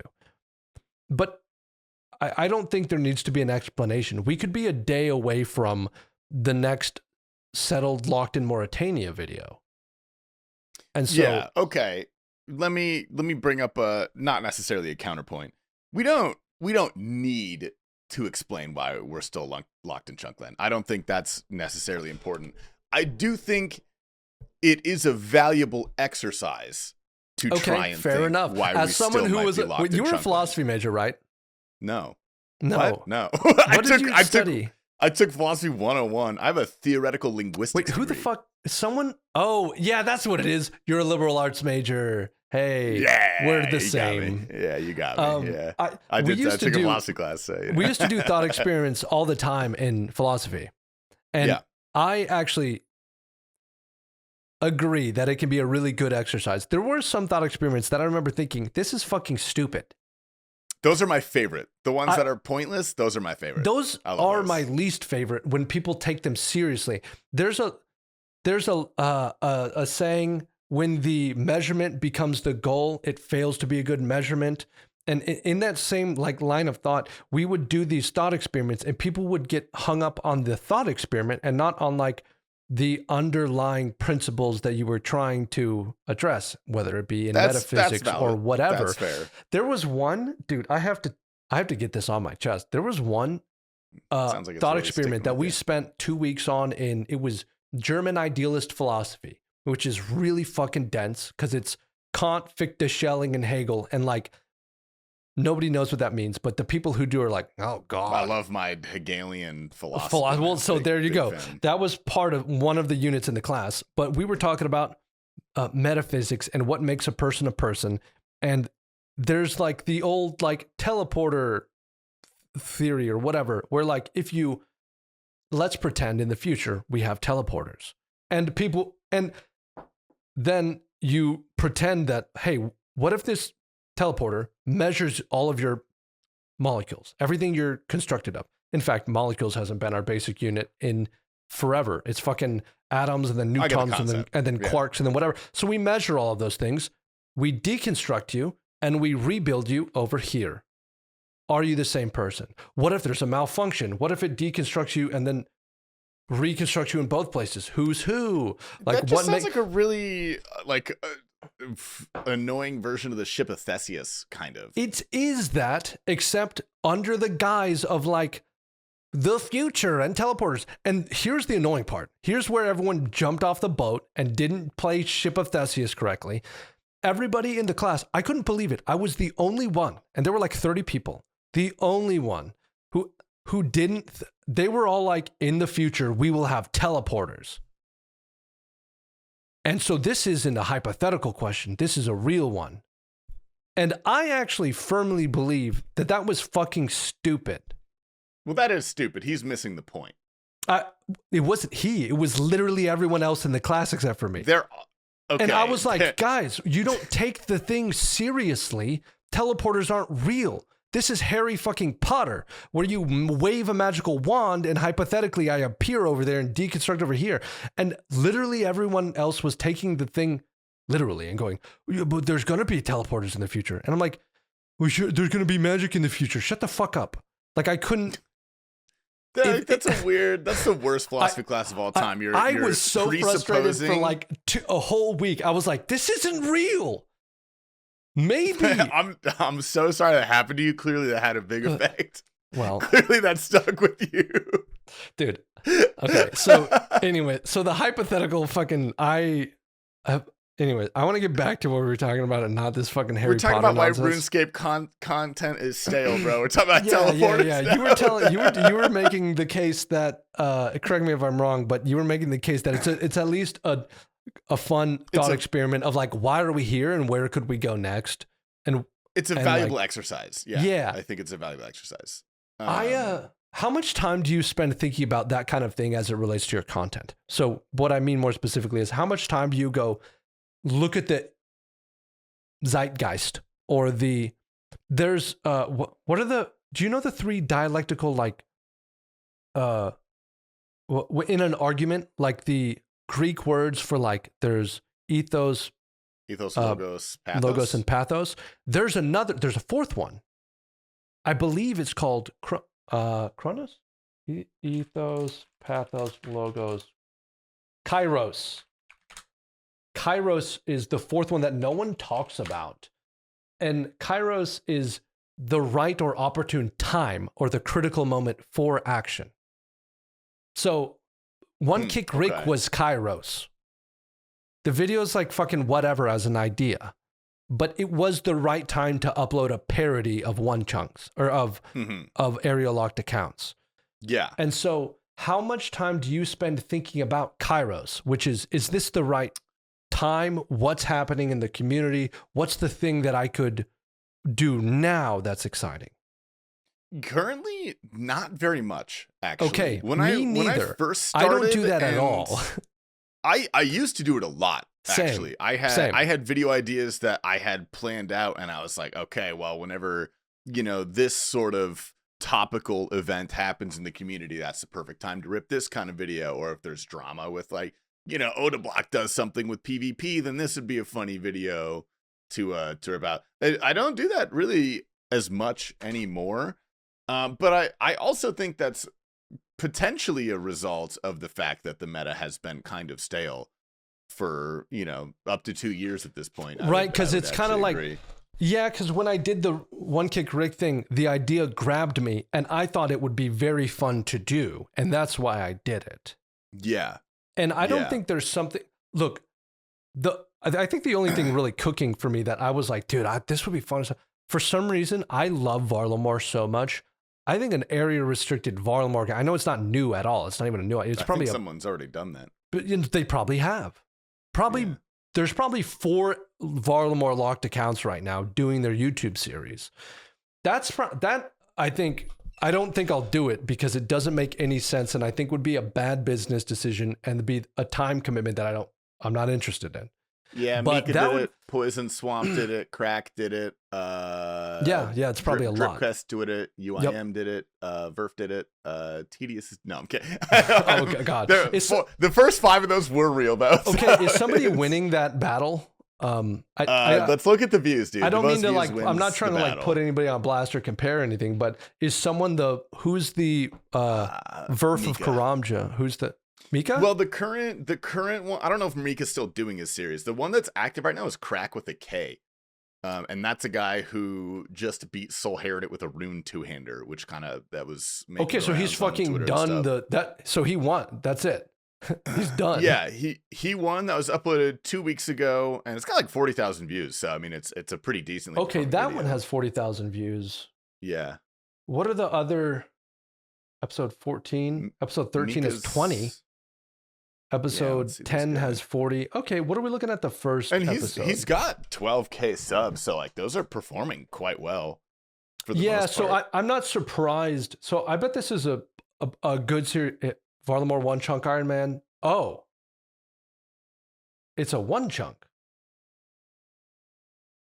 Is that the same thing? I don't. Okay, no, that's a similar idea. It's not Varlamore locked. Yeah, my idea was just, hey, it's just an Iron Man that just does shit around Varlamore. So I'd have to watch the series to see exactly what's going on. Mika did that. Mika's just an Iron Man. Okay, Mika like dead man mode. Mika. Yeah, that guy. Mika RS. I really like his stuff. I watched all of his leagues and Deadman stuff. So he did it as well? Yeah. Well, okay. I wanted to make a greater point about this. I think ever since Swampletics, I would say, actually maybe even before that, the popular, the zeitgeist, if you will, kind of RuneScape content was generally just account progress with restrictions of any sort. Yep. It's all just account progress. And, people enjoy that, but that's been the meta for 7 years at this point. And RuneScape might certainly be growing. We're getting new people, but I think that runs stale no matter what. That will eventually run stale 100%. And I also I don't think RuneScape content is dead at all. I don't think the sphere of content is like without hope. I think people are afraid to experiment. I think people generally don't want to break boxes and make new types of content that aren't necessarily popular. Which is actually partially why I think I got some notoriety when I started, because I did IRL videos. Yeah, I remember. And no one had done IRL videos. Right. But yeah, no one really does things like sketch comedy. I think there's probably room for a lot more concept videos. My favorite Jimmy videos are sketch comedy. Have you watched old Jimmy? According to Jim? I don't think old Jimmy, no. Bro, go watch that stuff. You're describing something that has already been done as good as it's going to be done. Yeah. Okay. I'll give that a watch. I'll copy. I'm going to be make new honest. ones, Jimmy has the skill set to do what you're describing better than anybody else that I know by a lot. Yeah, but Jimmy also is playing World of Warcraft. I don't think he wants to play RuneScape. Fair right enough. now. No, but I get what I'm you're just saying. saying 100%. The Progress series thing. The thing with the Progress series is like RuneScape is just that. That's all that it is. It's number go up. The core game, but I don't think it has to be for content. If you look at something like Minecraft, I mean, look at Minecraft creators, how fucking creative those people are. Yeah, but I just don't think. I'm not trying to put RuneScape in a hole, but like when I think of really fun, creative, I remember there was a Slime Sickle video that I watched where he and 4 of his buddies all went and modded, like heavily modded and totally fucked up different parts of, like someone did mining in the underground, someone did some other thing, and then they all came together and they just played through the mod pack, and it's just crazy. Like shit's blowing up everywhere. There's totally broken stuff, and every once in a while they're like, fuck this is totally broken, you screwed up the game, and they convene up in a little Mount Olympus thing above the game in the clouds and play like they're 4 gods, and they blame each other for what's happening down below. And I remember, and the video idea is like, we created the hardest Minecraft possible or something. Yeah. I think depending on Project Xanaris, there is a good possibility to do some really, really, really awesome stuff in RuneScape. But I think well, that's what I'm looking forward to, honestly. Project Xanaris. But it really depends on the tools that they build and give us. Like, yeah, absolutely. If I can randomize, if I can go in and swap all the item IDs around and randomize it so that when I cut an oak log is actually fucking rune spear randomly. Yeah. And when I kill a goblin, instead of bones, the bones from a goblin are always some other item. And you basically swap. It's a complete randomizer of all the items. Yeah. Randomizer runs are fun. Something like that would be insane. Like that's the idea that I pitched to Goody 2 years ago that he eventually turned into the series he's running now. But he has to really like do it through this retroactive kind of like back-end plugin that he had to be really creative with, because we can't do the randomizer thing. You can't actually do that. Yeah. Right. Well, that was the point I was going to bring up, is like Project Xanaris has potential, at least for content creators, to get us out of the hump, for sure. Yeah, I hope it's engaging for people, but it's also going to be so far from their experience that actually being a player in the game that I'm not sure how much it's going to grab people.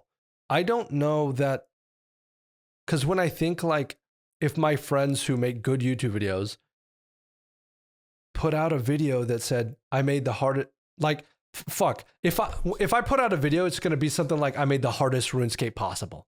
And it's going to be totally fucked, and everything's going to kill me, and it's going to be hellish, and the drops are going to be totally... That's such a clickable video idea. But, I don't know. Like, I think there's going to be room when Project Xanaris comes out for videos like that, and I think it's going to be great. But in normal RuneScape, it is number go up. And you can... Yeah. I will continue that's the to core do... Of the issue. I'm going to make a Varlamore Part 3 video when that drops. I love doing I locked myself in Pridinas for 2 weeks, and we're just exploring everything the game has to offer. And I'm not going to look up guides. I'm just going to right click everything, and it's going to be adventurous and fun. People love that shit, and I love that shit. And I'm going to do another one when they come out with whatever they come out with. But it's kind of like, but that's still progress-ish. Yeah. So, because that's all all that RuneScape is progress. That's the whole motivation factor for the game. Yeah, no, I mean, 100%. And that's why, that's just kind of the core of the issue. Well, but my point is that that doesn't have to be content. Like what I've been really into lately is video essays about topics about RuneScape. Okay, Culinello. Like that's RuneScape content. Culinello been smashing that space for like 5 years. Yeah, Culinello is great. I love Jimmy's videos whenever he does. Yeah, videos he like does that. like the I topical love ones. His videos. Idle is fantastic. You know, yeah, he like did a couple and then went off into World of Warcraft land and MMO land. He's the president of MMOs. Yeah, that's true. The CEO, I think. I'm not totally sure. Yeah, but he's president. Like Kamala Harris made the ticket where like nobody voted for him, but then everyone got. Well, he just keeps saying it. I believed him. I don't know. I didn't think he'd lie about that. Yeah, you know, yeah. You're like, was there a primary for this? And he's like, yeah. Does there need to be? And you're like, I don't know. I thought there did. And then all of a sudden, Will Idol for this? is on the ticket and no one else is. And then he became president. And we're like, is this a democracy? And they're like, who says it's not? Compared to what? He's the CEO. That's not a democratically appointed position, you know? Oh, he's the CEO? I thought it was the president. That's what he says. He says president and CEO, which makes me think he's implying like the business presidential title. Okay. All right. I could be wrong. I'll have to ask him about that. The joke was good though. It was good. For your information. The bit was good. I'm so glad. Will is so funny. He used to put 10 jokes for every one piece of content, and it was a slog. It would be it was like, bro, say the fuck. Now, he learned, and this is a year ago or more. He learned the lesson where he actually does the video and there's jokes. Where it used to be, there's just fucking jokes everywhere, and like I'm like, where's the video? But he doesn't do that anymore, and that's why his valuable lesson. That's why his videos are doing a lot better. Is like there's a video there and there's jokes, and so his jokes are funny, but he is funny. I met him in real life, and he's not funny at all. He's fucking lame. It's kind of he's also fucking bald. Yeah, and he's like, yeah. So we don't like him for those two reasons. Yeah. He's actually hilarious, by the way, in person. He's just as funny. We love him. He's a good guy. I say too many things about people that I know online, and I shit talk them, and then I know I'm joking, and nobody knows I'm joking. So, because he could be boring as hell in person, and people would take my word for it.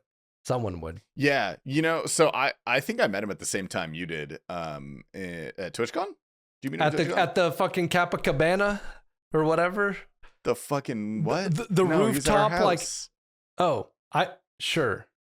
Okay. Anyway, yeah, we met at TwitchCon, and a while later, I think he was on our podcast on Base After Dark or something, or he was somewhere. I forget where this was. And we were talking about TwitchCon. He's like, like what's something that surprised you at TwitchCon? Like what was cool? What do you want to talk about? And he's like, one person I like really, really liked and I expected to not like at all was Tasty. And I was like, what the fuck do you mean you expected to not like me at all? Like, what are you talking? That's what really the funny. hell do you think of me, dude? Okay. Yeah.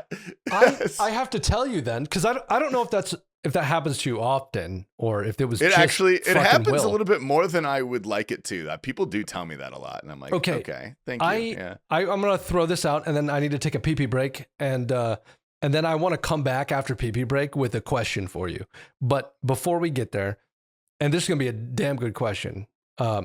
Before we get there, it was TwitchCon San Diego. That's the one.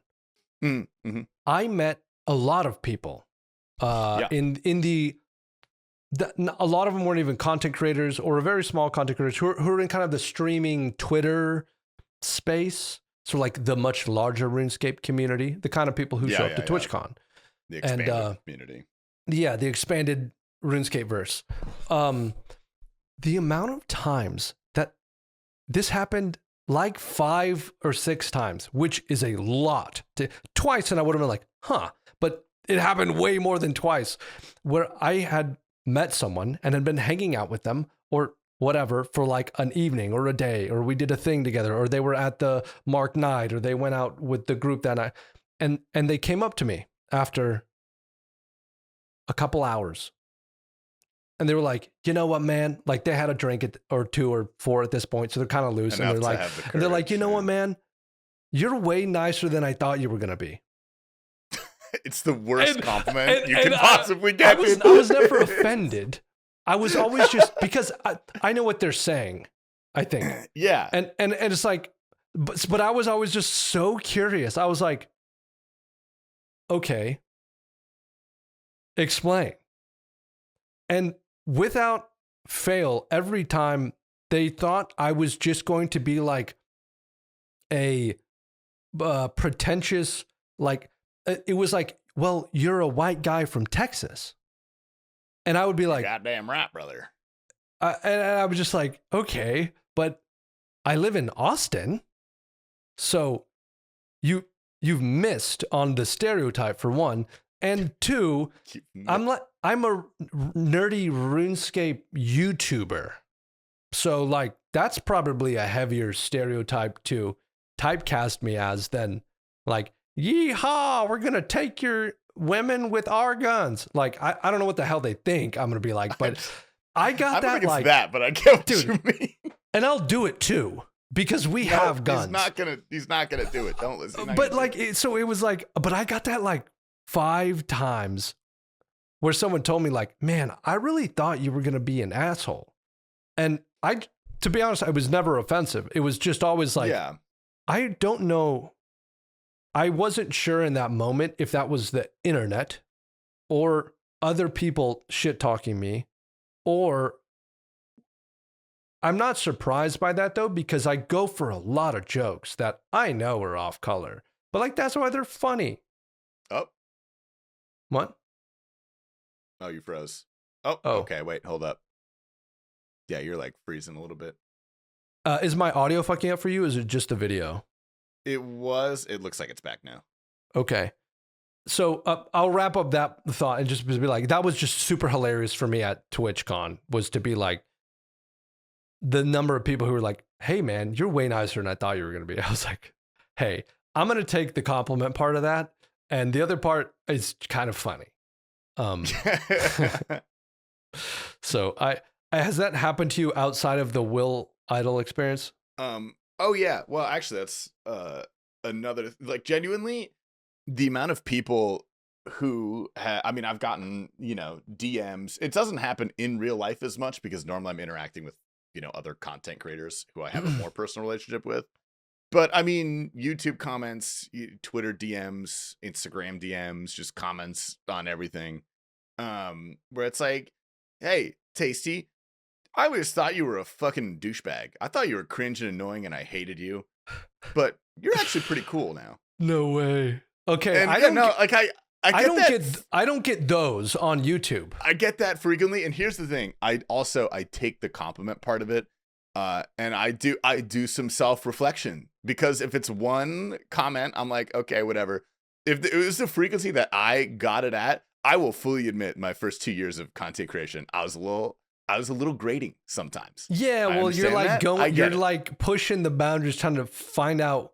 You're trying to find where you are, who you are, Yeah, you're like, dude, what do I even like this joke? We're going to fucking send it, and I'm going to watch the video a month from now and go, ugh, that just wasn't as funny as I thought it was. Or like, the attitude that I'm portraying right now didn't land like I thought it did. Exactly. Yeah, right. And I did some genuine self-reflection. I get that less now. Well, I actually get that more now because I stopped being really because you're in the new version about it. People, right. I mean, it's not even new. I haven't been like a total fuckwit for like 2 years now, but people are like starting to come back and kind of realize it. And so like now I'm getting that a lot more. Like I've had longtime viewers who have watched me forever and just thought I was like a douchebag. Do you think that's because of some kind of streaming persona more so than like YouTube stuff, or were you putting on a bit of a persona on YouTube that you thought?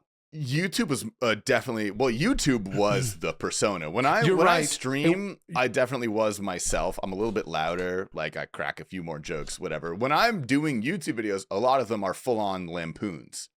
A lot of them are not me at all. I'm playing a character. And you're playing TastyLife from YouTube with the sunglasses and the max cape.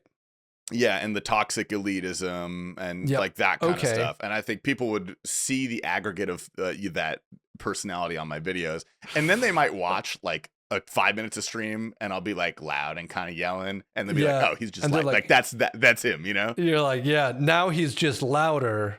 Fuck this guy. Yeah. Exactly. Yeah. Okay. I know we had like a LaCroix bromance for like a little while. That was like an arc, maybe a year and a half ago. This shit, it's HEB brand, so I don't think it exists outside of HEB in Texas. Yeah. Oh my God, it is like whole new beast. It's sparkling so water with a hint of lime. Water. They have an unflavored, and they have like lemon, lime, and grapefruit. And I only like the lime one. Is that like a Topo Chico? You ever have a Topo Chico? It's a lot closer to a Topo Chico. Yes. Which Topo Chico, I buy that when I'm feeling luxurious. That's like Topo's way better than LaCroix, and it's not close. LaCroix sucks. I'm on Waterloo now. Right. This is a whole step up. It's the same difference from LaCroix to Topo to 1877. This stuff is so good. That's like a nice one. It's very good. But it's not expensive because it's HEB brand, and HEB brand stuff is always like pretty cheap. So how much for like a 12-pack of glass bottles? I couldn't tell you. I don't even remember, but it's not. Let me look it up. Look at this money bag's not even looking at how much things cost. Jeez. Well, I made up my mind the first time I bought it that it was worth it, and so like I bought 30 of these at this point. That's valid. $10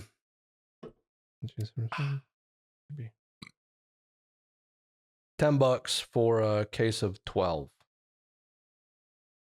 Yeah, I think that's gone up. I think it used to be 8, but $10 is about the same cost as Topo Chico. Those are Topo Chico might be like 13 or something. But I scroll through my my phone pictures from time to time. I like to clear them out and clean them up. Get rid of some space.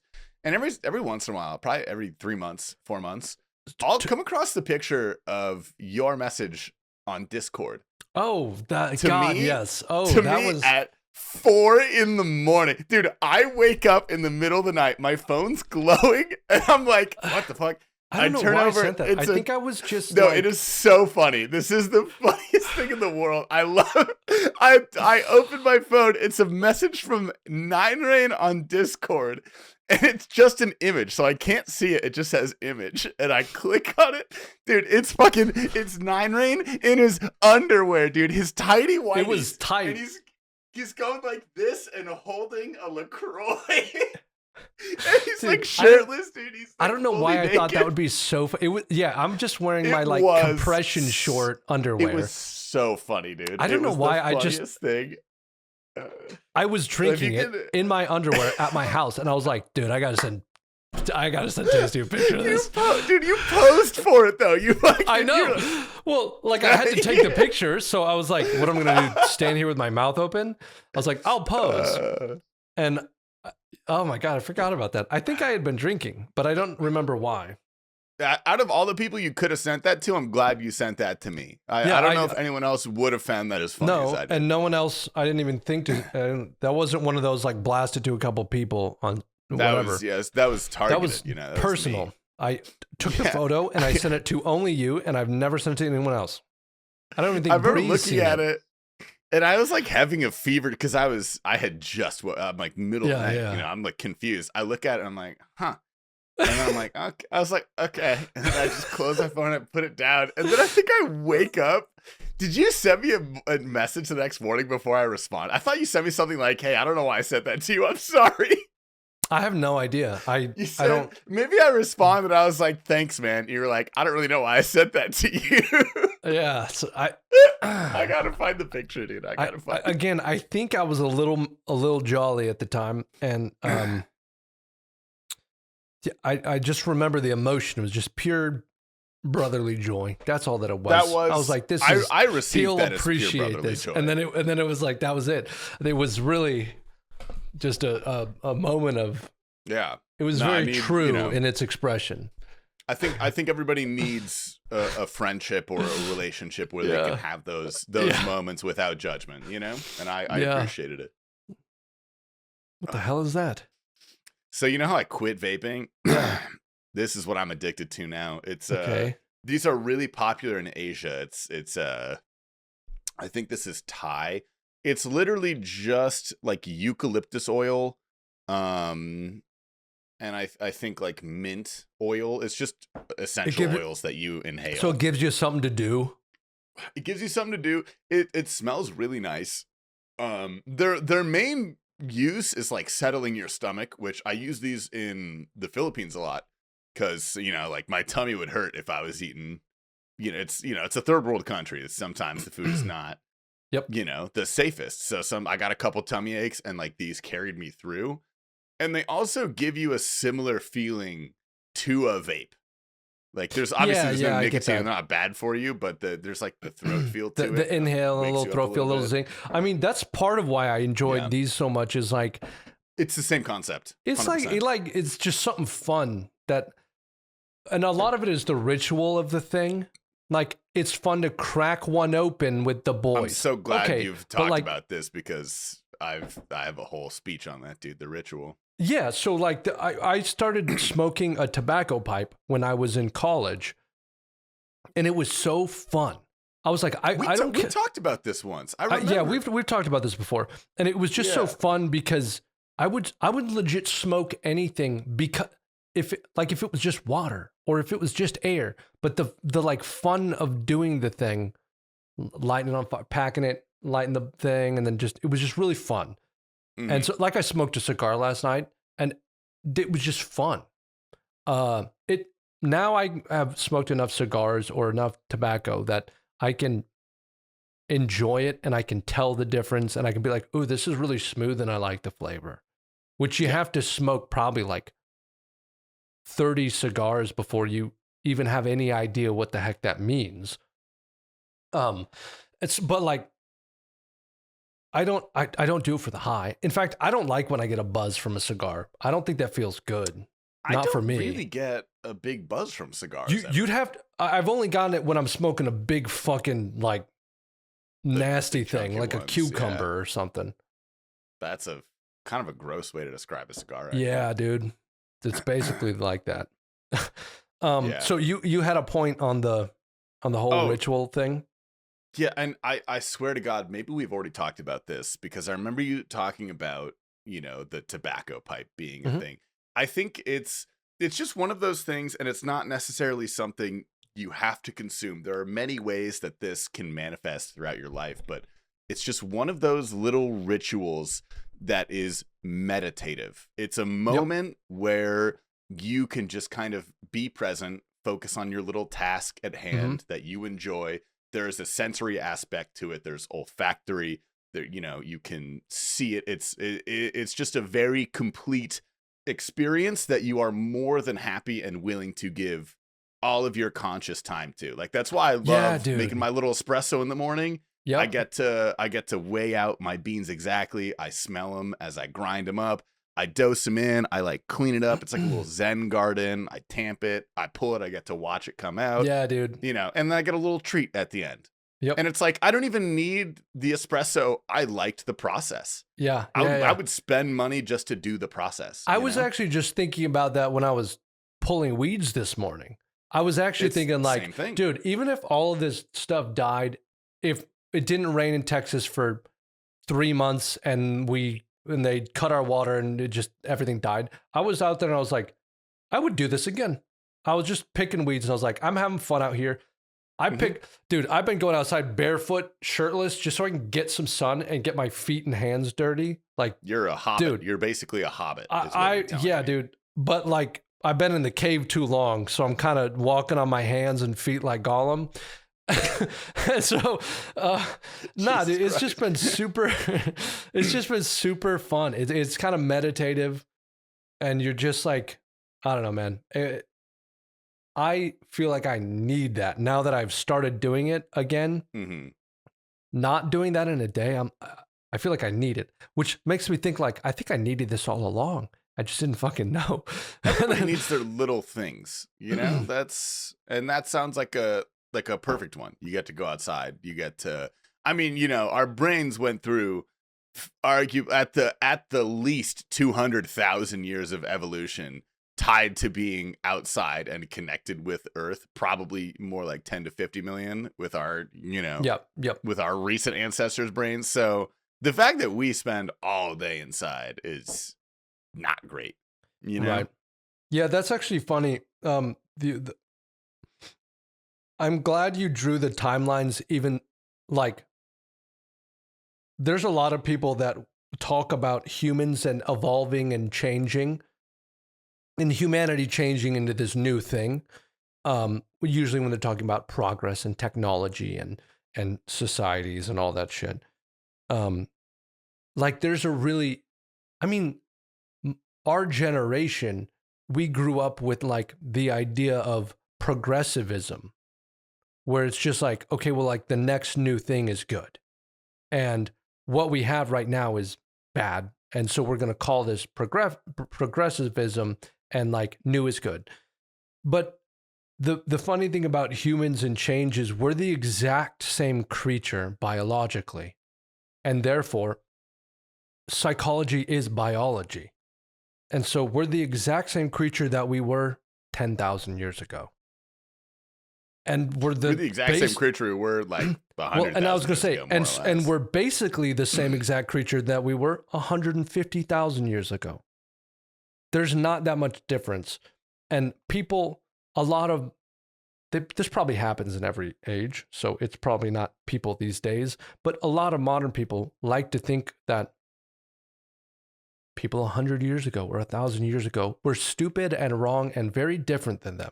And the crazy thing is, they're basically the exact same thing as you. Exactly. And so we're not suited for, I know my room looks particularly dark and boxish, but we're not that suited for this, for a lot of the stuff that our day is.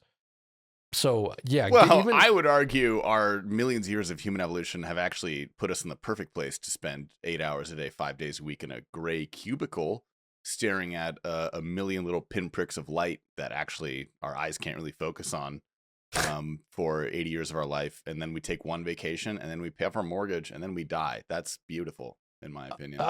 I disagree wholeheartedly with the paying off your mortgage part. The rest of it, I agree with. Yeah. Yeah, man. I don't know. It's been so. Is there anything else you're doing besides running in your life and YouTube? Is there anything else new for you? Or maybe it's old, but like, what are the things that you like cling to? Or do you have hobbies, or what keeps coming up year after year for Max? You know, that's a good question. I think I'm a relative. Dude, my dog smells so bad. Did you fart? Oh, freaking fart. Did you poop in your bed? She's looking at me, dude. She's giving me the grain-fed stare. The grain-fed stare. That's the second time you've said grain-fed stare today.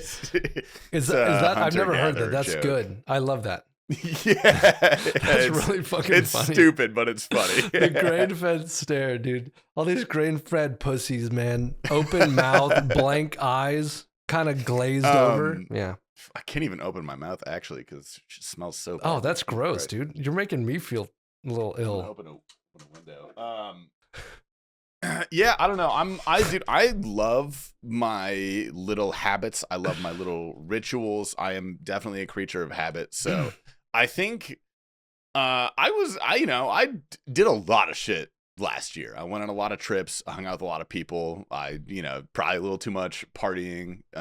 Just kind of. So now I really feel like I'm trying to rein my life in. Like I spend a lot of time looking up meal prep recipes, or like trying to get my friend to, go run with me, or like looking up, different exercise kind of programs. So I don't know. I feel like my hobbies have remained relatively the same. I still love RuneScape. I still love content creation. I still love exercise and fitness kind of culture. I love cooking. I love espresso. I love watches is a hobby of mine. I'll go with like a buddy of mine to a watch store and look at all the cool things they got. I mean, yeah, I don't think I've really adopted many new hobbies. I think right now I'm kind of in a stage of prioritizing them, if that makes sense. Yeah. Do you think your high school friends, like your old buddies, would they be were they surprised when you became a YouTuber? Or were they all like, no, that makes total sense? No, they're like, yeah, about time.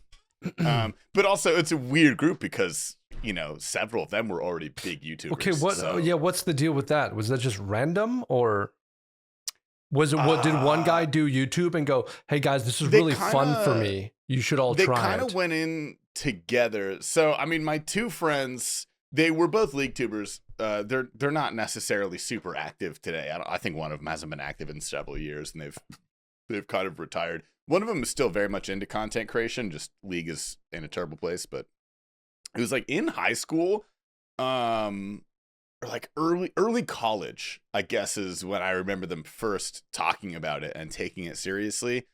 I don't know. The two kids that did it were just very business oriented. Like I hate saying it like this, but they didn't do it for the love of the game. They did it because they saw an opportunity to create money for the most part. They wanted to build something. They wanted to build a business. They wanted to be at the forefront of something. And they saw a good opportunity, and they did, and they worked very, very hard. Like they absolutely smashed it out of the park, and both of them were very successful. And then the network kind of grew because they started collabing with other streamers. So, right. I mean, we met, I would say probably like 4 to 5 really big million subscriber plus YouTubers were in the crew, like in our core group of friends from high school and early college. And so I basically had them as mentors. Like they took me under their wing, and they taught me a lot of really, really valuable stuff for sure. But also the league content creation sphere is drastically different. And I also had a much different mindset to content creation than they did. They got me off the ground until I kind of got my wings, and then I realized, like, oh, I don't really want to do what they're doing. I don't like that. Yep. And then from there, I had all the tools necessary. Dead. Dude, it has been the exact same titles, the exact same thumbnails, the exact same videos. Talk about stale content. It's bad, dude. For like 10 years. It was like Donkey and like 2 other guys doing some shit, and then it died 7 years ago. There's some really entertaining league YouTubers out there. But that's because they're entertaining people who are good at the game. But there's no ideas behind the videos. Zero. There's maybe like a couple guys like trying interesting ideas, but it's it's that's a problem that a lot of video games are having. If it's a really it's easy to do flavor of the month videos on games that are going to have relevancy for 3 to 6 months. It's great, easy to pump out content for that. It's a volatile arena to be in because you might be on top for this game, but it's no guarantee that people are going to like you for the next game. Or you could do the long form games like RuneScape, like League, like Counter-Strike, where they will have a massive lifespan and they might get updates and everything, but that doesn't necessarily mean the game will fundamentally change, and therefore, you know, the well of content will grow slimmer and eventually run somewhat dry unless, I don't know, there's a big meta shift, they dig a new well, or if the developers add something insane and new. But other than that, I think it's, you know, that's just the cycle of content. I think that's just how stuff works as we progress into a more online society. This is where time is spent now, is online, you know? Yeah. I wonder, do you have any aspirations outside of RuneScape? What the hell is going on behind you, bro? There's like...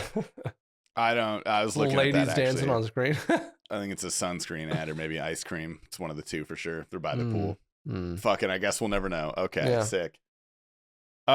No, that's a good question. That's something I've 100% thought about. If I had to do something else besides RuneScape, I'd probably go back to school. I think I would, like to get a degree in something that's universally valuable, probably a business degree of some sort. I'm the third generation of CPAs. Not doing that shit. Not going to get a CPA, but I don't know. Going to the family business. I don't really particularly know. I would love to stay in content creation, but the thing with content creation is it's so like new. It's hard to tell what comes after. This has been a job for like 10 years. Right. Right. I don't know. I mean, what are you thinking? What do you have? I'm happy doing content creation. I want to do other stuff with content creation. I would like to do I like talking about psychology and about ideas and sometimes politics, not too much, but I like talking about culture and what's happening with with the United States right now. What's happening in Texas, or like stuff that I know that's in my realm. I don't really care about politics generally, but like as it affects me, I find it pretty interesting. I would love to do stuff for other games. I want to find out what a 9-rain video looks like in other MMOs or other, I don't know, like shit like Terraria or some random game, like what it would look like to do something like that. And then I've also considered, I don't think I would go back to school. I think that would be time and money that I don't want to spend. Time is going to pass anyway. Yeah, I don't think I would. I think I could enjoy going into the YouTube like industry. I think I could enjoy working with content creators. That's like the classic, and I think every YouTuber has probably thought about that for a bit. But I mean, what specifically would you do? I don't know, man. Like I part of me is thought like, would I want to do agency stuff? Maybe. Would I want to do research stuff? Maybe. I don't know. I haven't given that too much thought, but because like I said, I'm pretty happy doing the content thing, and I think no matter what I did, I would keep making content. Yeah. This was always a hobby for me, well before it was ever a job, and so whatever I was doing, I think I would keep making videos about that thing. That's actually the only reason I picked RuneScape was. It was what I was doing at the time. I was like, I want to tell the little story that I'm going through here. And so whatever it is that I'm doing, I think I'll probably always be doing content creation. I wouldn't be surprised if my RuneScape days came to an end, not soon, but in the near future. I don't play the game that much. I really enjoy the videos that I'm making, but I don't play the game for the game. I play the game for the story of Iron Main. So unless I think most good YouTubers do, to be fair. Like, unless I found an account or an idea or something to do in the game that really grabbed me, I don't think I would start another account and do another thing. I mean, because there's people like Bodhi who fucking love RuneScape. He genuinely loves RuneScape. It's actually crazy. Him, Solo Mission, Settled, they love the game so much. I'm not one of those people. I think it's great, and I definitely not one of those like bitch about it. I hate the game. We play 10 hours a day for my entire fucking life. It's like, okay, absolutely not me. But I don't I don't wake up and be like, what am I gonna do on RuneScape today? And some people, that's how they, I've been there before. But it's a game, and I played a fuck ton of it. My favorite part of games is exploring them myself. So when I first got the Prif, or when they released Varlamore, my ability to go into a new area of the game and explore it with fresh eyes and come up with my own ideas about it and my own little metas, that is by far the most interesting, fun thing for me. But like, especially being in a game where they tell you exactly what the stats are, what the item is, what the drop rate is, how it's going to be released, every single pixel. They have to warn the community so people don't get upset about it. That kind of starts to lose its flavor on me pretty quick. Either I have to not read the updates and then pretend that no one knows anything about it and I don't look up content for it, or it's kind of like, I don't know, the boss is solved before the thing drops. A lot of the time is like, well, okay. They designed it with these 7 gear slots in mind, so you know that it's a boss where you're going to be wearing Torva and taking a scythe, and you're going to, it's like, dude, we haven't even dropped the content yet, and it's already feeling like solved. I think that's a big problem that RuneScape has. So I think that's a problem that most games have, honestly. Well, most games don't feel like they have to explain themselves to their audience before dropping content. Okay. That is totally true, and I agree with that 100%. That is certainly an issue in RuneScape, but I think there's been a large shift in the mindset of gaming, especially in the last 10 years, where I don't know, maybe it's an age thing where, you know, we were young when we were playing newer video games, so we didn't know how to min-max, how to data mine, we didn't understand how things worked. We were just... And the information wasn't there. The information wasn't... The infrastructure to share the information wasn't there. We didn't have the internet wasn't there for basically for a lot of it. The internet wasn't there. We were on tip.it and RuneHQ looking up like guides that were completely wrong, written by some random like 11-year-old who didn't know shit about the game. So that was a very different time. And it's very much not that way anymore. It's hard to put into words why that is. But I can tell that is the case. I think games have been min-maxed to hell and people have fun. I don't think it's wrong to enjoy that. Certainly, if that's what you like, then that's what you like. Yeah. But I feel like that is the way that games are played now. Have you ever played TFT? No. Okay, it's a game where they release like a new set and it kind of like a new meta. And kind of redo all the characters and pieces or whatever every 3-4 months. I don't know. That's fun. Yeah. I have played maybe 2 sets of TFT, and you don't even have to know what that means. But the point of it is it starts out for the first, I don't know, month being like, I can play a new set and I don't watch any YouTube videos. There is no meta for me. I don't care. I'm going to get fucking iron or bronze or whatever, and I'm going to slowly... In fact, I want to lose my first 10 ranked games so I can play against people who are shit like me and have a fun time not getting smashed by pros or whatever. And so I will enjoy the set while it's a complete mystery to me, while I'm coming up with my own thing, and while I get to explore it on my own terms. The second it becomes, I'm looking up guides and, oh, here's the meta, and this is an S+ comp, and they have to nerf this because that, and oh, well, in this balance patch, now this is the thing that everyone's abusing. The second it becomes that, I don't care. Yeah. And but that's what I'm saying is that's what it gets to. And always. Fast. And always. It gets there very fast. Yes. And RuneScape, it's that before the content drops a lot of the time. Yeah. So I remember having this conversation with a lot of content creators when they announced sailing. And I remember Bodhi making a similar point, and like he released a video kind of talking about sailing and what he would like to see. And my main point, and I think one of Bodhi's main points was, I just want a little bit of wonder. I want to show up on islands where I don't know what the fuck's going to be there. Where Nine Rain, not the guy whose guide I'm watching, go and like discover something new. And it was one of the reasons why I did Varlamore the way I did it, and why I've been enjoying I locked myself in X area for X amount of time, and then I don't really look up guides.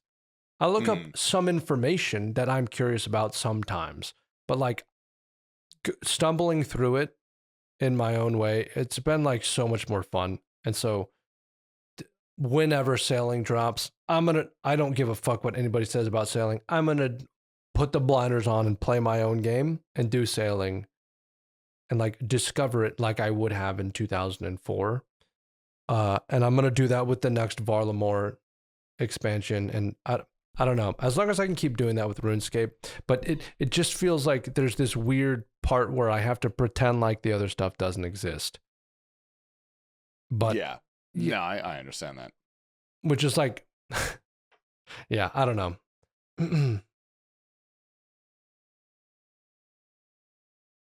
Well, shit, I actually have to go live in like 30 minutes. So Okay, we got to yeah. wrap this up. Dude, we've been talking for a while, man. Holy crap. Yeah, it's been 2 hours 20. Do you have any like burning questions or any final thoughts or anything that we said and then didn't get back around to?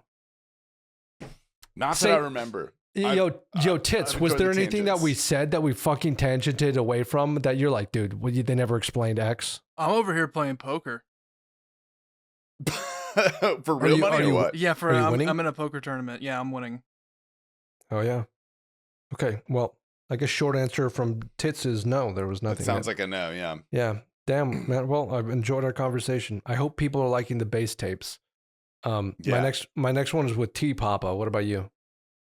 Do you have another one lined up? I definitely want to do one with T Papa. You know who I really want to do one with? I want to get either Idol, speaking of, or potentially Josh Strife Hayes. I think would be a fun one to talk to.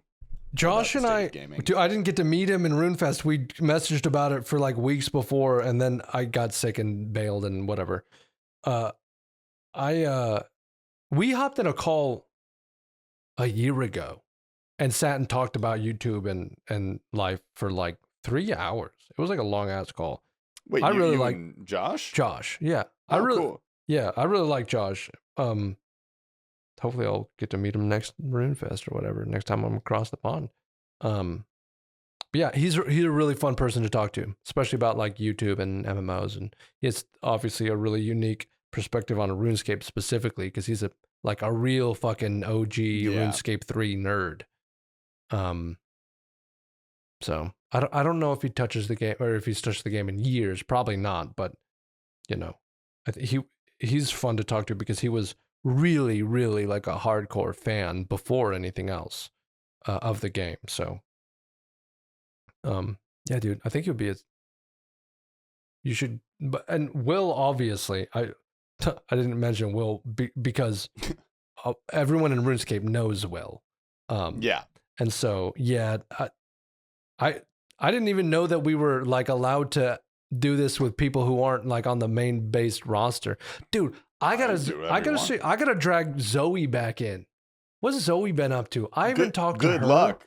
I would love to. I'll text her or something. I haven't heard from Zoe in 2 years, year and a half. Yeah, I haven't talked to her in probably well over a year, honestly. Been ages. Yeah, I saw her very briefly. It was San Diego? Was that? She and Loppy were at TwitchCon San Diego in 2022. Wait, am I thinking of 2021? You talking about Vegas? No, you're right. San Diego was 2 years ago. Vegas was 1 year. Shit, dude. It was San Diego 22, Vegas 23, San Diego 24, which no one went to 24 really. You're right. No. I am thinking forever ago because no one went to 24 because we were all going to go to RuneFest and then it fucking died. And then RuneFest got canceled. Yep. And then got reborn in the ashes. Okay, sick. Well, damn. Both Will and Josh would be super interesting to have conversations with. Yeah. Well, are you and T Papa scheduled? I want to do it in T Papa too. We're not scheduled, but we should be. Okay. So yeah, we will be after this. It was like the RuneFest trip, and then I got sick, and so hadn't really. Yeah. All right. Well. Yeah, dude. Thank you everybody for watching, dude. This has been a fantastic conversation. I actually had a great time. This was fun. Yeah, it was actually like energizing. Easy. Yeah, so it was a piece of cake, and we're done. So yeah, I'm gonna go for a run and then start stream. You've inspired me. Damn, I gotta eat. I had a salad today, and that's literally it. I'm hungry as shit. This 1877, everybody, helps with the hunger. You just fill up that belly full of air. That's a poor man's like diet. Is like, dude, I just put air in my water. It's used to be cigarettes and coffee was the poor man's diet, but inflation can't really do that anymore. Honestly, damn, maybe some pancakes. fucking, All right. no, it was tortillas with peanut butter and honey. Goodbye. Yeah.